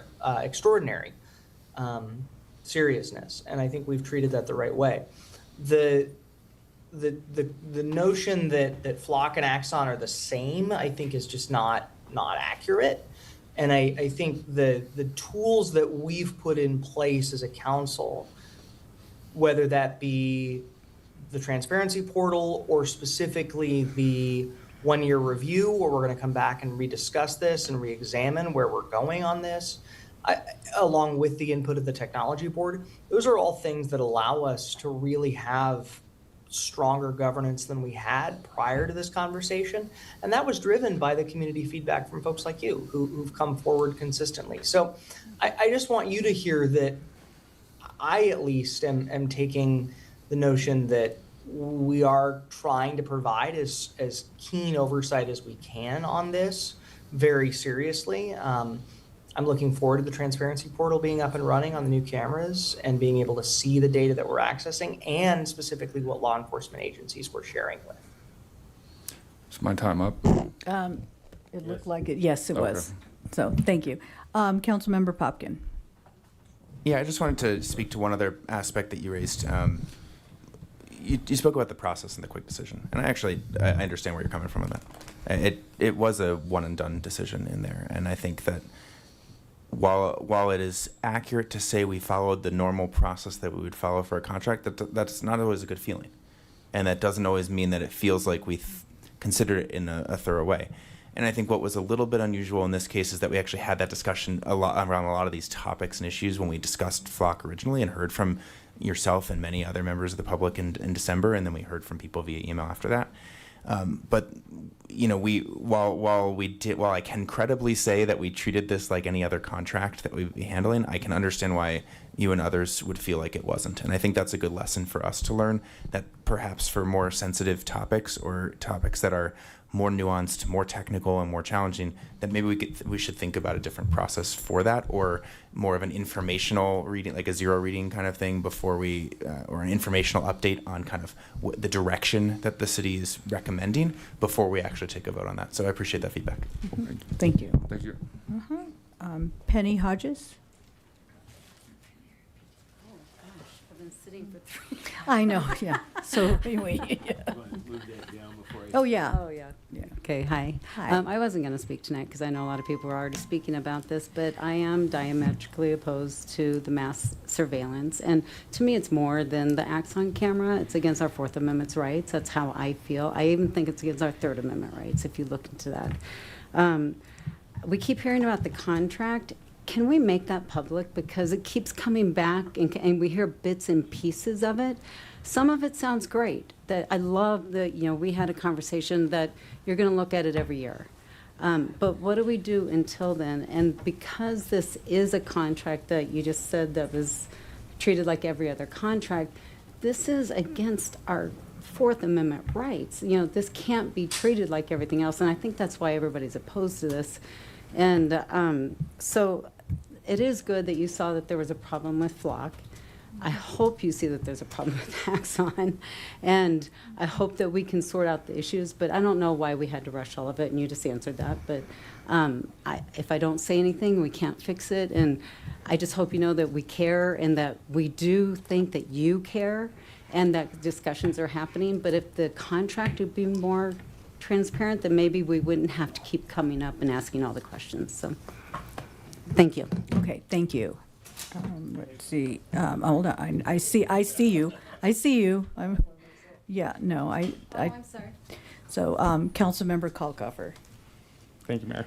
And I did bring up the contract review for my day-to-day job. I review contracts. Right. No, we RFQs talked about it, and I appreciate it, but that was the first I had heard that. Yeah. And so it's good. And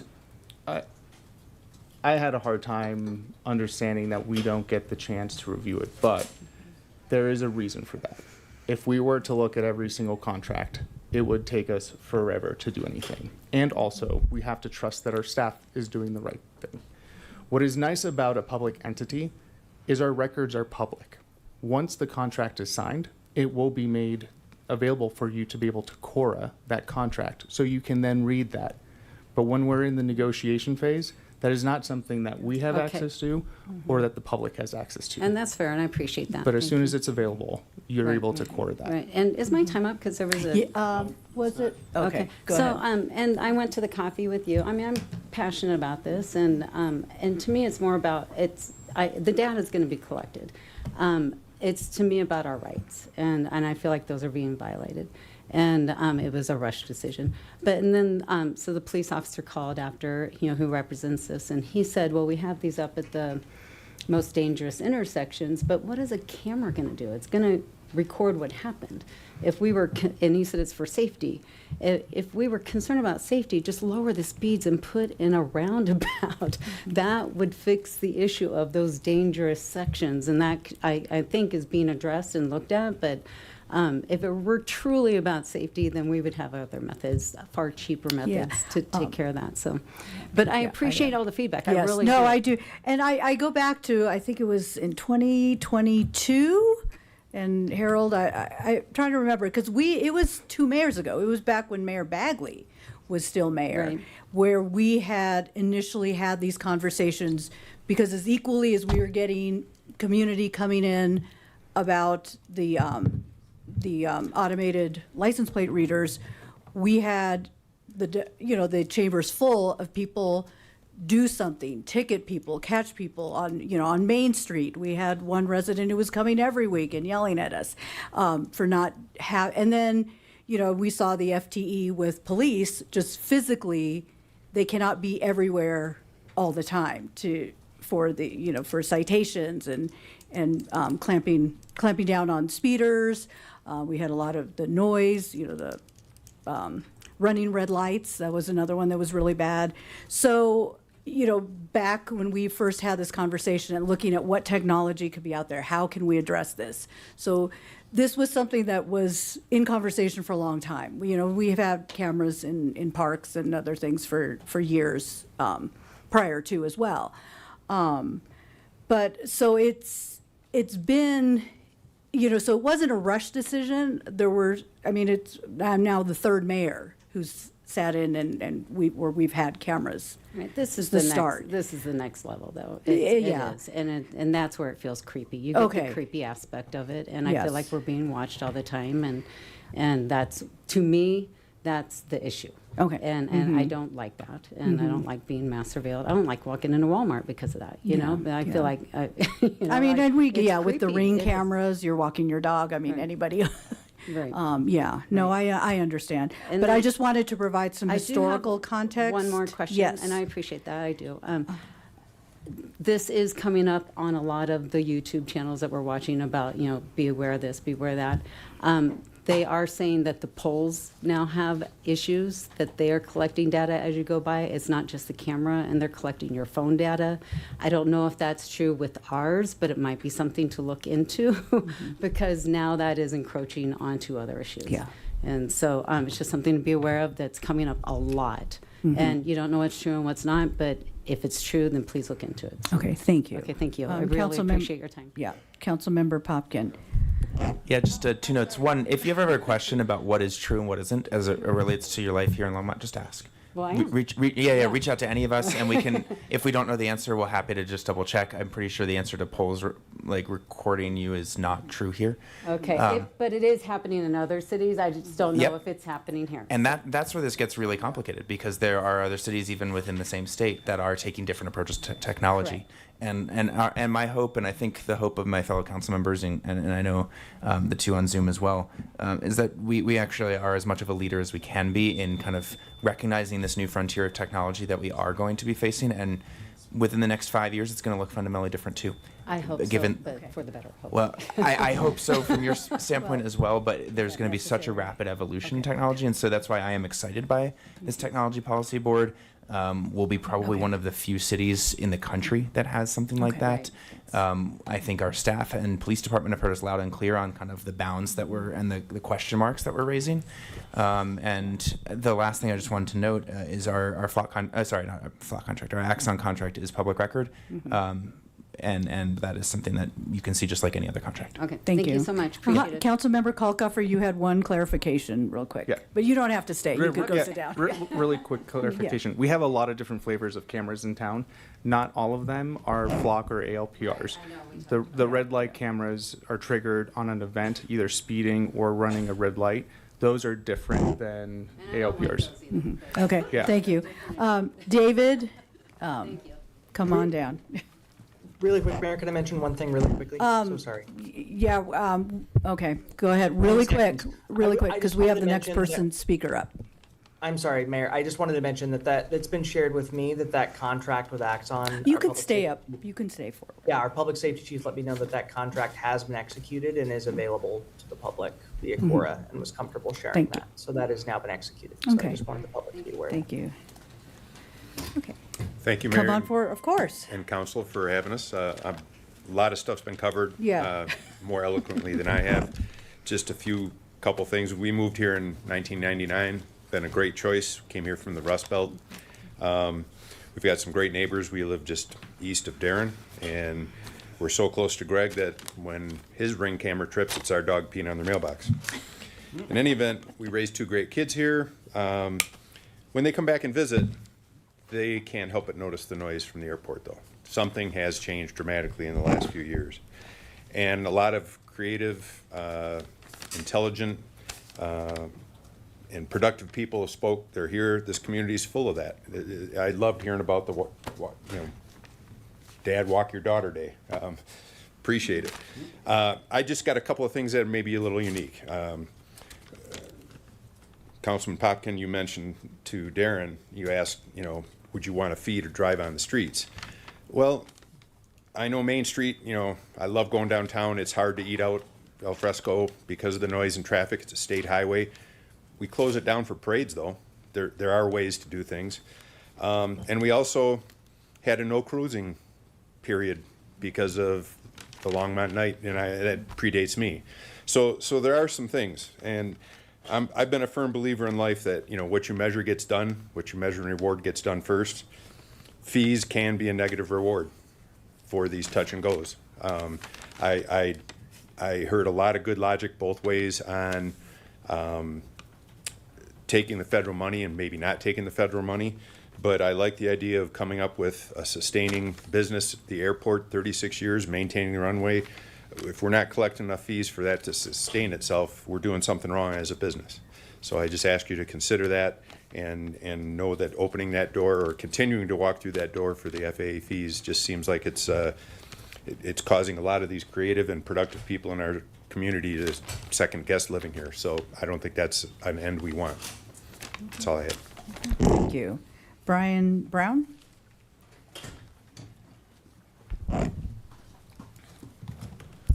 Good evening, council.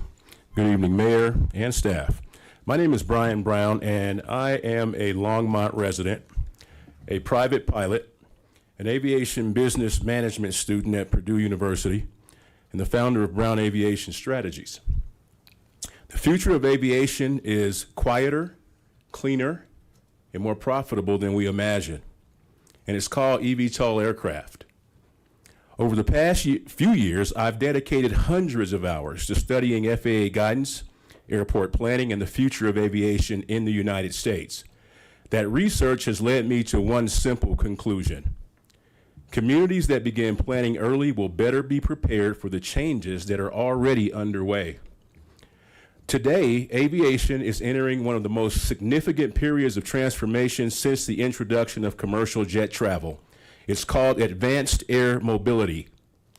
The Federal Aviation Administration, NASA, airports, manufacturers, and transportation agencies across the country are already planning for emerging technologies, new infrastructure needs, and new ways communities will interact with aviation.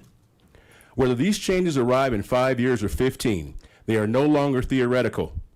Planning is already happening across the country. Here in Longmont, we're fortunate to have an incredible asset in Vance Brand Municipal Airport. It's more than just an airport. It supports local businesses, emergency services, flight training, economic development, and it connects our community to the broader aviation system. As our city continues to grow, I believe we have an opportunity to become proactive rather than reactive. That doesn't mean making decisions today about technologies that are still evolving. It means beginning the conversation. It means understanding what the FAA is doing, learning from other communities who are already implementing this technology, by the way, and ensuring that any future decisions reflect Longmont's value and priorities.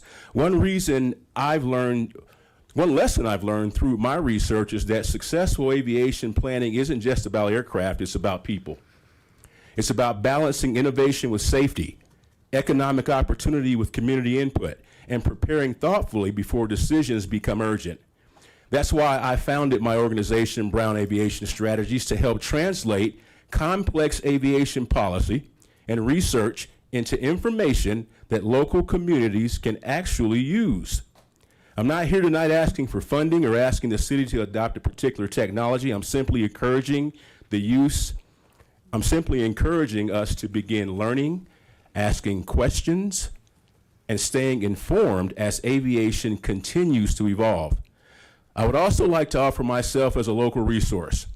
As I continue my research and education, I'd be happy to share information, provide FAA resources, or participate in future conversations about airport planning and the future of aviation in Longmont. I'm going to close with a thought that has been really the guiding principle of my work. The future of aviation won't be shaped by technology alone. It will be shaped by the communities that choose to prepare for it. I want to thank you for your time tonight and thank you for your service to our community. Great, thank you. Thank You're you for welcome. that. Councilmember Popkin. Thanks, Mayor. I'll be super brief. Brian, thank you for speaking to that. Yeah. You know, we've talked a lot about quality of life concerns and what comes with modernizing an airport from that the community side. The other thing I wanted to speak, we actually have two assets that are relevant to this conversation. Yes, we do. Vance Brand Airport and Longmont Power and Communications. We Yes. are very fortunate to run our own electric utility, which gives us an advantage in this conversation and transition. This is not something that we are ignoring. And we're already working on infrastructure planning, particularly on the south side of the airport, but upgrading the electric service in general for that as we start to prepare for that. And I know and I've gotten the response via email that electric aviation is not there yet, and that's many years down the road. That's true, though I did just go down last summer with Councilmember Christ to Centennial Airport to see 45-minute, 50-minute test flights from an electric aviation company. I stood next to those planes taking off, like getting ready to take off with no ear protection. Right. Like, this is part of that future. And you're right, early adopters will reap some of those rewards. Absolutely. So while this will be years in the infrastructure and investment and planning, this is relevant. And when we talk about the FAA grant terms, those are 20-year down the road that we're still looking at too. So in terms of improving all aspects of modernizing our airport and the community and quality of life concerns that we've heard, I appreciate what you said tonight, and I would encourage my fellow council members to keep this in mind as we have these conversations over the next few weeks about kind of what our priorities and investments are. We are. Thank you. Steve Alschuler, come on down. Oh. And then I'm going to call the last group of people. The last group of people, Peg Cage. Is she still here? Okay, perfect. Come on down. Dylan Rankin. Somebody on 3rd Avenue did a signature, and I cannot read it. So if you live on 3rd Avenue and you're still here, come on down. Rick Lossoff and Megan Siqueiros. Okay. Siqueiros. Come on down. I almost want to say good morning. Yeah. No. Steve Altshuler. A couple little comments before I get to the bulk of what I had written. I think it was Thomas Jefferson, any of you can correct me if you want to, that said those who would give up safety, those that would give up their freedoms in quest of safety deserve neither. So one thing about the cameras that are going up all over town, even if they're all innocuous now, they are computer related, which means they can be reprogrammed at any time for more nefarious purposes.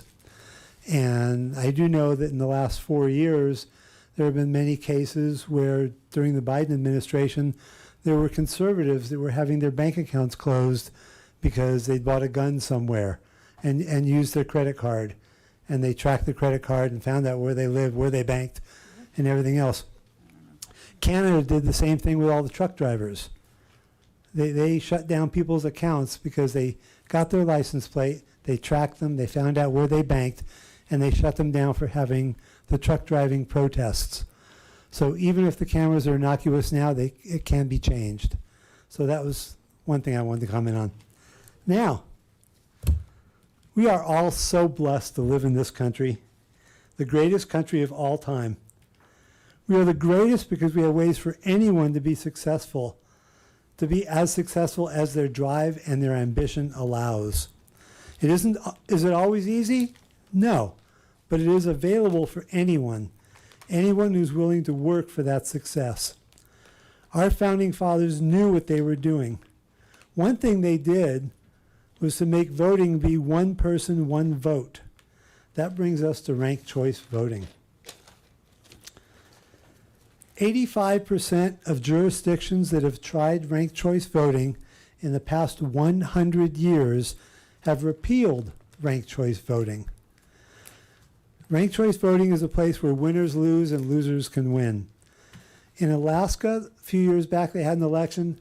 Sarah Palin had like 40% of the vote, and then the second place person had 30, the third had 20, and the fourth had roughly 10. I'm rounding off a little bit. The fourth-rate person that had the least amount of votes the first time around ended up winning, and the other people lost. You can't tell me that that's fair. Alaska is now trying to repeal ranked choice voting. Ranked choice voting will take weeks to determine a winner, opening the door for more cheating and more corruption. On a different note, to my knowledge, Longmont, Colorado, and America's constitutions do not call for any level of government to own property and rent said property to others, especially at discounted rates, and having the difference made up by taxing other citizens more. So obviously, in a nutshell, I've never seen anything that says government is supposed to own property and decide who should rent there. That's out of the purview. So I said, by taxing other citizens more. This has increased our property taxes and lowered business sales tax revenue, because when you bring in more people with a lower income, they're not going to go out shopping. And I know for a fact that business tax revenue in Longmont is down significantly in the last 3 to 5 years. Same thing goes for daycare, childcare, college loan forgiveness, rent control, discounting home mortgages, and other socialist ideas. So to me, the greatest thing about America is that we're a capitalist nation, and each person can achieve anything they want to achieve. When you have different levels of government starting to put their finger on the scale and decide who gets more, and to take it from someone that's worked more to achieve more and give it to someone that's working less, that is not in your job description. And when I say your, I mean all levels of government. And that's basically what I had for tonight. I don't know if anyone has a comment. Nope. Thank you. Okay. Oh, no. Okay. I was torn between those two. Yeah. Thank you. Okay. Next person, Peg. As Steve said, good morning. This is Peg Cage, and I am here taking advantage of this wonderful open forum. Thank you very much. I would like to take a stand against ranked choice voting. Hopefully, the City Council will consider my comments from tonight's meeting as you decide at the next week's council meeting whether to put this very destructive election process, this ranked choice voting, on the November ballot. And it would be at the expense of Longmont taxpayers. It was a very great expense, actually. Did you know that ranked choice voting is a plank in the Communist Party USA platform? On their website, they claim we support ranked choice voting because it ensures that your vote contributes to the outcome, even if your top choice doesn't win. Suppose no candidate gets a majority of first choice votes. That majority is a key phrase here. In that case, the least popular candidates are eliminated and their votes are redistributed. That's another key phrase to ranked choice voting. They're redistributed based on the voters' subsequent choices until a candidate has a majority, a candidate with a majority is found. CPUSA says RCV, ranked choice voting, ensures that the winning candidate has a broad support, but one only needs to look at Boulder's mayor race down in 2023 to see that the man who was elected was the favorite candidate of only 34.97% of the voters, whereas the losing candidate had nearly 10% more votes than he did. Bob Yates, with 14,271 votes, or 43.39%, lost to Aaron Brockett, who had 11,504 votes, or 34%, 0.97, so almost 35%. The results after the ranked choice voting manipulation were much different.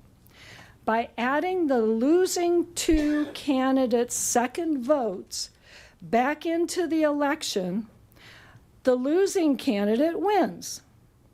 Why do voters who vote for losers have 2 votes in any election. Why should anyone get 2 votes in an American election? After the election and the ranked choice voting manipulation, Aaron Brockett ended up with 16,823 votes, which is the 51%, which is over the majority that is required to win a ranked choice voting race. Bob Yates ended up with 15,592, or 48% of that vote. You can check out the website coloradocounts.com and go to the No Ranked Choice Voting tab. It has very clear explanations on how ranked choice votes works and why it should never be considered a viable procedure to elect representatives to government or to elect which issues should become law. Longmont is a part of America, which is a constitutional republic. We cannot expect a communist rewrite of our election laws, which will further remove the voters from the process of electing our representatives, to have a positive outcome for our community. Without honest and auditable elections, election outcomes cannot be trusted. Without trusted elections, government can't be trusted. Without trusted government, the public doesn't have a voice, and the American dream is out of reach. Thank you. You're welcome. Let's see, Dylan Rankin.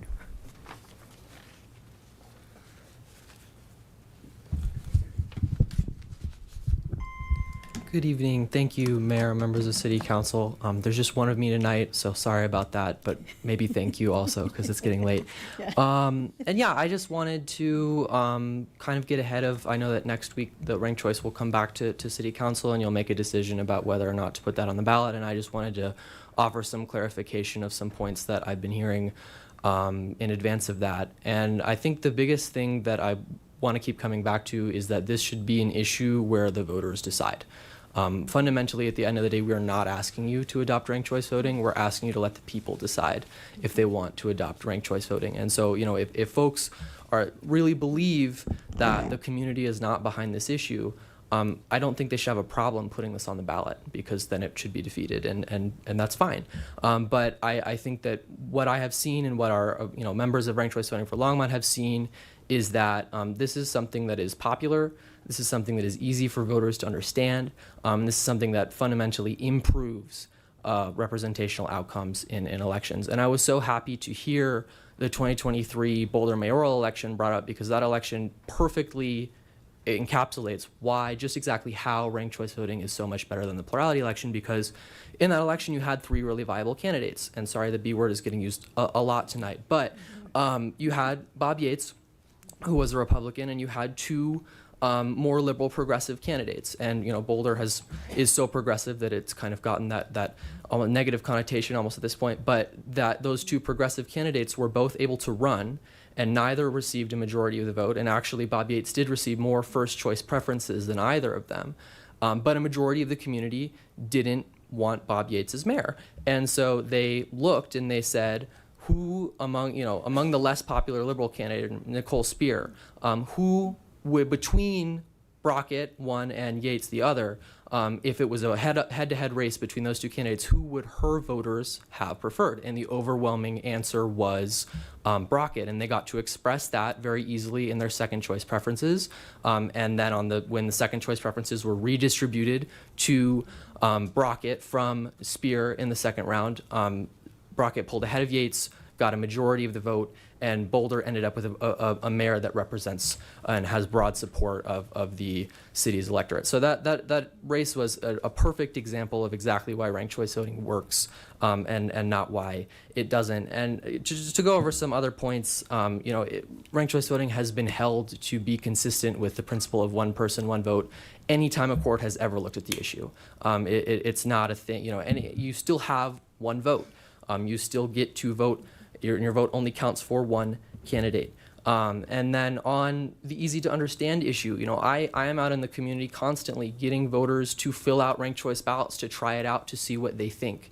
And people of all ages. I have super young kids who come and fill out a ranked choice ballot and they're super excited to do it. I have much older members of the community do the exact same thing, and it makes sense to them. They understand it. They're able to easily do it without instruction.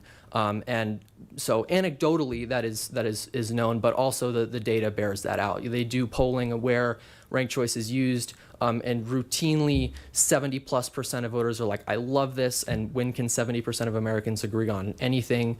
And the vast majority of folks agree that it is easy to participate in and improves electoral outcomes. So what I would come back to again is let the people decide this issue. I think you are hearing from lots of viewpoints, and there's passion behind this subject, and I think that's wonderful, and that's something that is within your power to continue that discussion. You don't have to make the decision. We're not asking you to, by ordinance, bypass everybody and start doing ranked choice voting. We're just merely asking you to put this on the ballot and let the voters weigh in. That is our big ask, and we're really excited to come back next week and tell you more about why we think that's a good idea. So thank you very much for the opportunity to speak. Thank you. Councilmember Marcin. Thank you, Mayor. Dylan, just two quick questions for you. First, I happen to know that you are a judge in CU student government. Is that correct? That is correct. Yeah, you have maybe a little bit of familiarity with some of the constitutional history here that we've heard a little bit about. Isn't it true, Dylan, that the framers did not actually establish one person, one vote? Isn't that true that they actually left that decision to the states? That's absolutely, well, one person, one vote is a federal standard that evolved out of the 14th Amendment that basically was just like people should. It came out of state Senate seats when we used to elect senators by counties, basically, and it got to a place where, like, if Denver County and Gilpin County each got to elect one senator, would that be fair to the voters of Denver County? And the answer is no. Yeah. But the ultimate question is, ranked choice voting is a state issue. States have the authority to determine whether or not they want their cities to use it, and Colorado law is very clear. Cities have the authority to use it if they want to. And historically, going back to the Revolution and shortly after the Constitution, this is my history teacher hat, states have always decided how they want to manage their own elections. The framers did not establish one person, one vote. It comes out of the 60s and some of the Supreme Court cases that come in from that. And then I had a quick question for you, just as the ranked choice voting guy. We've heard that it takes weeks to resolve an RCV election. How long did it take for the mayor of Boulder to be declared the winner of that election? I think it was the day after the election, and this is something that Stephanie Ganoza, the elections director at the Boulder County Clerk's Office, would tell you, is that it takes no extra time to do a ranked choice election. We will not be waiting on our results for any additional time. It's the same tabulation process. They have the same equipment. We're not going to be waiting weeks and weeks for our election results. And Stephanie is somebody who is fiercely apolitical. She would not tell you something that isn't true from an election administration standpoint, so I really do trust her perspective on that. Thank you, Dylan. I appreciate it. Mayor Pro Tem. Thank you, Mayor. Dylan, we heard tonight that this was a communist conspiracy. Can you please fill us in on that? Because I've never heard that before. Yeah, it is true to my knowledge that this is a thing endorsed by the Communist Party of America. It's also endorsed by the Libertarian Party of America, which I think is like the complete opposite end of the political spectrum. So this is a voting method that has been used in cities as progressive as New York, and as conservative as very small towns in Salt Lake City. It's not an ideological issue. It's a cross-partisan way to improve elections. So it is, I promise I'm not a communist conspiracy, member coming in here to try to hijack the electoral process. I swear, I promise. Okay, and I would agree with you about, people having, presenting more democracy and putting it to the vote of the people. My argument to you has always been, and very consistent, that I think you guys need to go out and get the signatures to make sure. And that's not to harm you. It's actually to see that we actually show that sort of support, and that you, in the process, educate people. And I'm concerned that there's certain things that we as a council should, set a bar for in regards to that. And so, that's my biggest concern about that process. And it's not about trying to somehow hobble you. It's about trying to make sure that the community is fully there. And the only other thing about that is that in 2024, ranked choice voting went down pretty resoundingly in Colorado. So there's some concern about how, where the real support is. Definitely, and I really appreciate those comments, Mayor Pro Tem. I on the first point, I would say that if that's truly your hard line, you're gonna go out and get the signatures, and it's a no-go from you otherwise. I do understand and respect that viewpoint. I would just mention that the City Council, as recently as 2022, has referred election measures to the ballot for election-related charter amendments. They put a measure on the ballot that allowed City Council members to prospectively vacate their seats as they're running for new elections, so as not to create extra vacancies. And that wasn't even something that you were hearing from the public, as far as I understand. That was just like an internal thing, like, hey, maybe this is a better way to do elections, and that went to the ballot. You put it on the ballot, voters liked it and approved it, and it worked fine. So I don't think it's unprecedented for it to go through council, and I really hope that's the decision that you come to. And then if I can, just on the last point, on ranked choice voting going down at the state level, that was a completely different, unrelated issue, and it combined the ranked choice voting piece with all party primaries, where all of the primaries occur on a nonpartisan basis, and all parties go to the same primary ballot. And I actually voted against that measure and a lot of people did because of the nonpartisan primary aspect. And we obviously don't have primary elections in Longmont. That's not an issue. And the support, in the polling that's been done, and even just anecdotally out in the community, the community support is there. And I appreciate your perspective as always. Great. Thank you. Thank you so much. Councilmember Popkin. I just first want to thank everyone who's still here tonight. It's 10:45, and appreciate everyone's continued comments. Thank you. Dylan, 2 questions for you. And this builds on what I've been hearing from multiple comments tonight, and so I'll give you a chance to respond to this if you want. But why isn't this, when you take someone's second choice vote and then reassign that, why isn't that double counting their vote? I think the word redistribute is perfect, because when you redistribute something, you take one of it from somewhere and you put it somewhere else. You don't duplicate it. The vote ceases to count for the original candidate, and it begins to count for the candidate to whom it's being redistributed.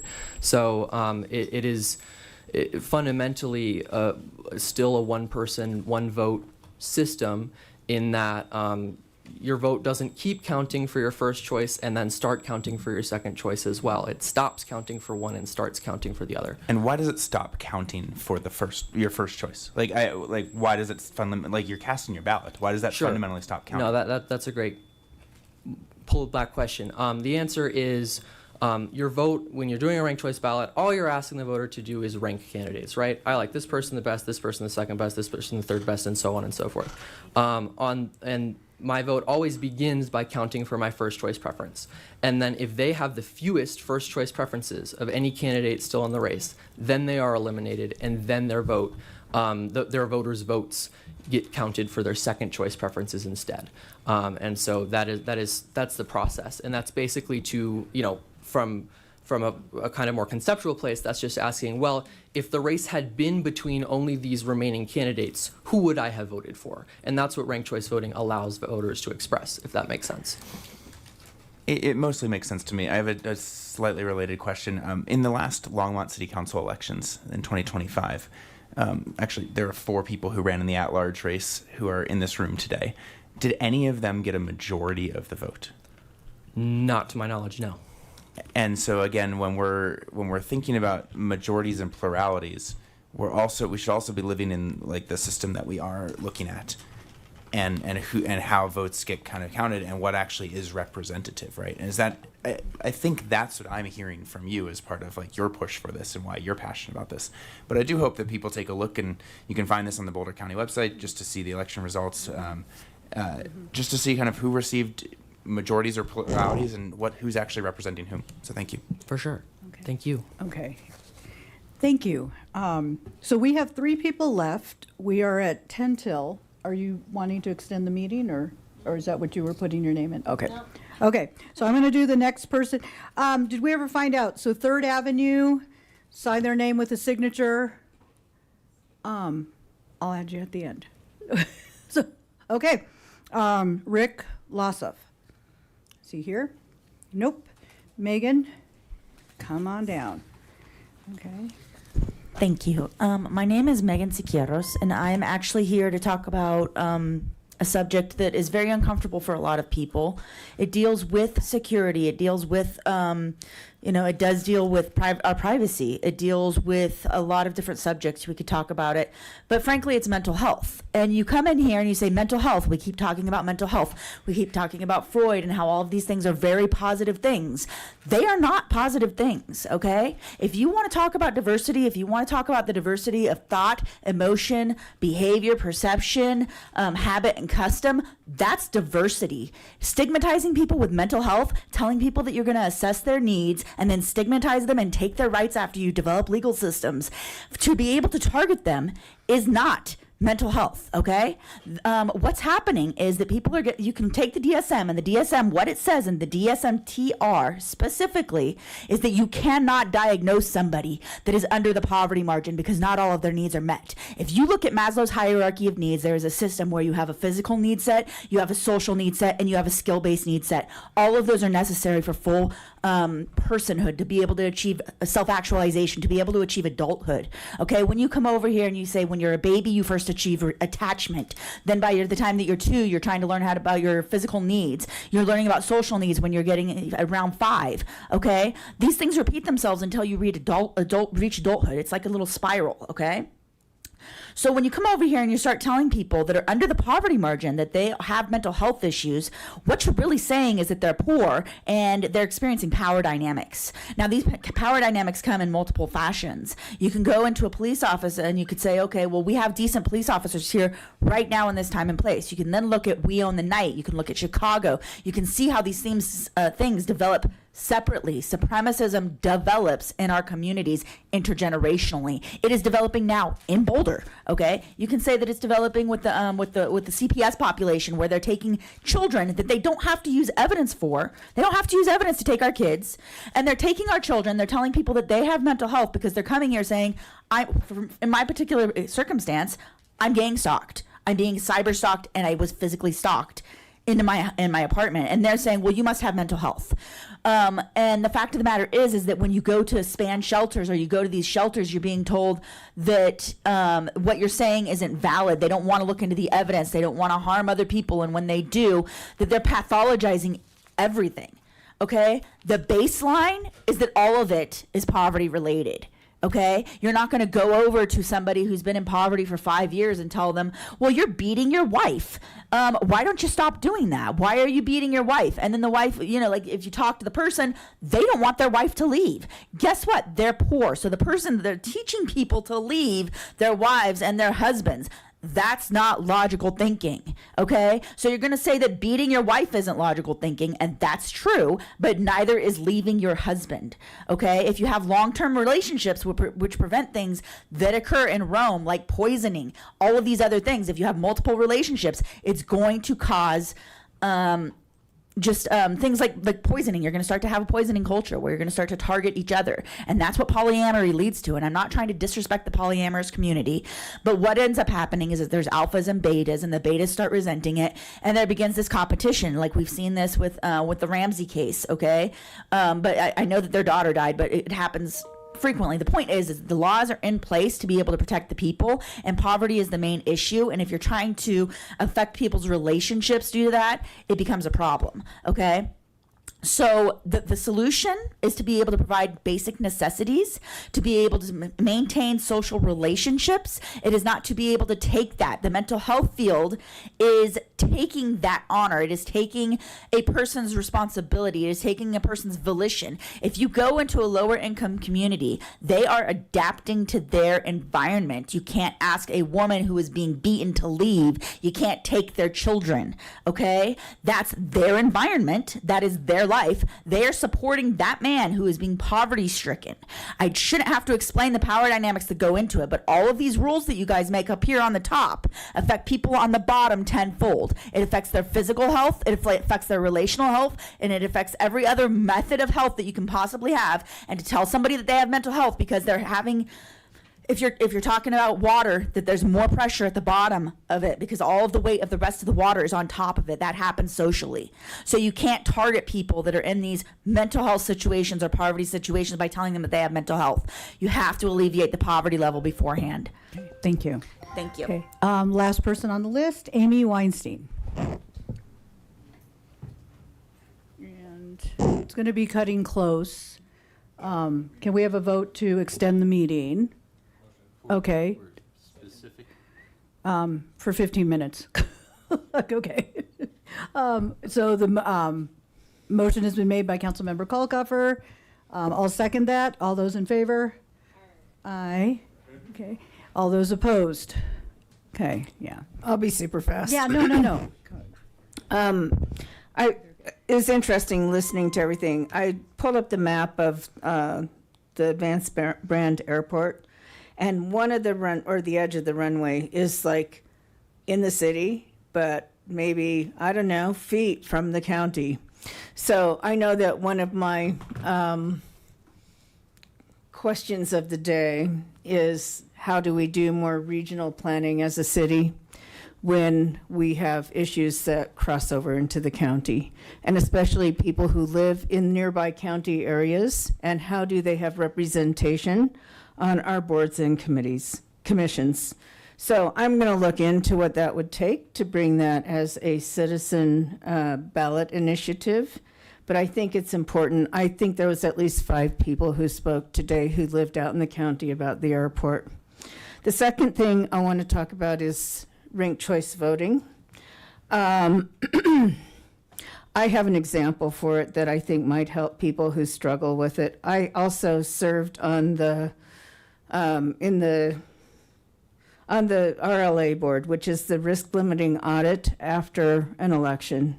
And I served on that one for the Boulder mayor's race. And it was really interesting going through the audit with the other people like me, people who live in the county who were there to make sure that this stood up. But I was thinking about it because in my family, when we get together for a meal and we're going to get takeout or something, we sit and talk about what we want. Are we going to have burgers? Are we going to have burritos? Are we going to have pizza, just for example? And then, the majority of people weigh in and we decide, well, we're going to get food from this restaurant that serves burgers. Well, that means, or people are favoring one or the other. But let's say I was favoring pizza that evening. I would have to move my vote for pizza to burgers or burritos. And so that is how it works. It isn't that you vote twice. You just move your vote from the least favorite to the other choices. And I think that that's an easy example to follow because we all do it in our daily lives all the time when we're with our families or with our friends and deciding what kind of movie are we going to see? What kind of food are we going to eat? And I think that that's how ranked choice voting is really what it really does. But I also want to really stress that it is auditable. I was part of the audit team that did it, and it was interesting to move through that with Stephanie Noza, who is a really great elections official. So thanks. Thank you. Okay, we are now on to mayor and council comments. Okay, I was just about to, I see. I know, yeah. Councilmember Colcover. I want to start by thanking the rec staff and all of the staff for an amazing weekend. I was not in favor of fireworks, but I was blown away, pun intended, with the firework display. I know there was a lot of concerns about illegal fireworks and the nuisance it caused and the safety and the fire, and we are taking that seriously. I also want to give a big thanks to everybody who supports everything that we do up here, staff, but as well as the community members, like Nick Thompson, who puts out some great videos, Side Dish for their podcast, Longmont City Council Recap. Congrats on moving to a major podcast platform. London and all the staff at the Times Call for hanging in there. And then also all of the residents who stick around and watch us late into the night, come to our meetings, give us their feedback, also send us emails and call us. We're here to listen to you, and we're grateful for everybody participating. I know it's difficult coming up to this microphone. Every time I turn on this microphone, I am nervous too. So I'm right there with you, and I appreciate everything that everybody does. Thank you. Okay, Councilmember Prieto. I also wanted to give a big shout out for the firework display, but more importantly, St. Vrain Valley on their drone show. I think that's been the best drone show we've ever seen here in Longmont. And so hands down, you know, before that drone show, I couldn't imagine a 4th of July with just a drone show. And they twisted my arm just a little. I'm starting to envision just a little bit. I'm dabbing my toe there. So, but no, they really did an amazing job, and I'm so proud of the Innovation Center and all the students who were a part of that. It was pretty phenomenal. So, and then just one last comment. Thank you to the public who spoke tonight, everybody who came and watched. We do take everything you say to just to heart, and we are, not only trying to manage issues that are happening within the city, but also I think it's also important to note to the public that we also have to take all the requests as well and make sure that it aligns with our priorities. Because even though something seems like, for example, ranked choice voting, like it's a pretty easy, bring it to the public, the implementation of that is going to be pretty significant. Mm-hmm. And council has priorities and only so much staff capacity that we have to think of when we're bringing forth things like this. And so that is also stuff that goes into just the weighing of these decisions. And I just wanted to note that for the public as well. But thank you so much. Thank you. Councilmember Christ. Thank you, Mayor. I wanted to weigh in several times, but just saved all my comments for the end because the connection is a little bit patchy. But I just wanted to say thank you for everyone that brought topics forward. We do hear everything that you have to say, particularly when it comes to transportation. I want to remark on that we've had a lot of problems with noise in all areas of transportation, whether it's road noise, the train, we're all these transportation arenas are controlled by us, but also by other authorities, for instance, the railroad, CDOT, Federal Highway, all that, but we all work in tandem with them. One of the things I wanted to say is that I'm not being dismissive at all. We have made progress with all of our transportation noise so far, and not just this council, but based on the efforts of Transportation Board and the councils before us. And we will make progress with the airport as well. We're not just pushing it down the road. And I think we're just about to have that big significant conversation as a council. So we will make changes. And I also want to agree with, I think it might have been Scott Stewart who said this, that the FAA also wants to see us be successful in this, and I want to agree that that is true. We're partners with this. We're not against them. But the FAA handles anything that happens in the air, just like CDOT handles anything on the state highway, and the feds handle anything on the federally supported roadway. And then the railroads, of course, for the trains. Let's see. That's all I had to say about transportation. But I also appreciate just the level of discourse, just to to mirror what Councilwoman Prieto and also the mayor said, the level of discourse is always fun during these open forums because we get to hear from every side of the topic, and it really helps inform some of our decisions and help us to delve into these topics more effectively. So I appreciate everyone that spoke tonight. I appreciate my fellow council members who often ask the questions that I would have asked. And so I felt like I was represented, even though I couldn't weigh in right at that moment. Thank you all, and I'll be seeing you soon. Seeing you soon. Yep, Councilmember Marcin.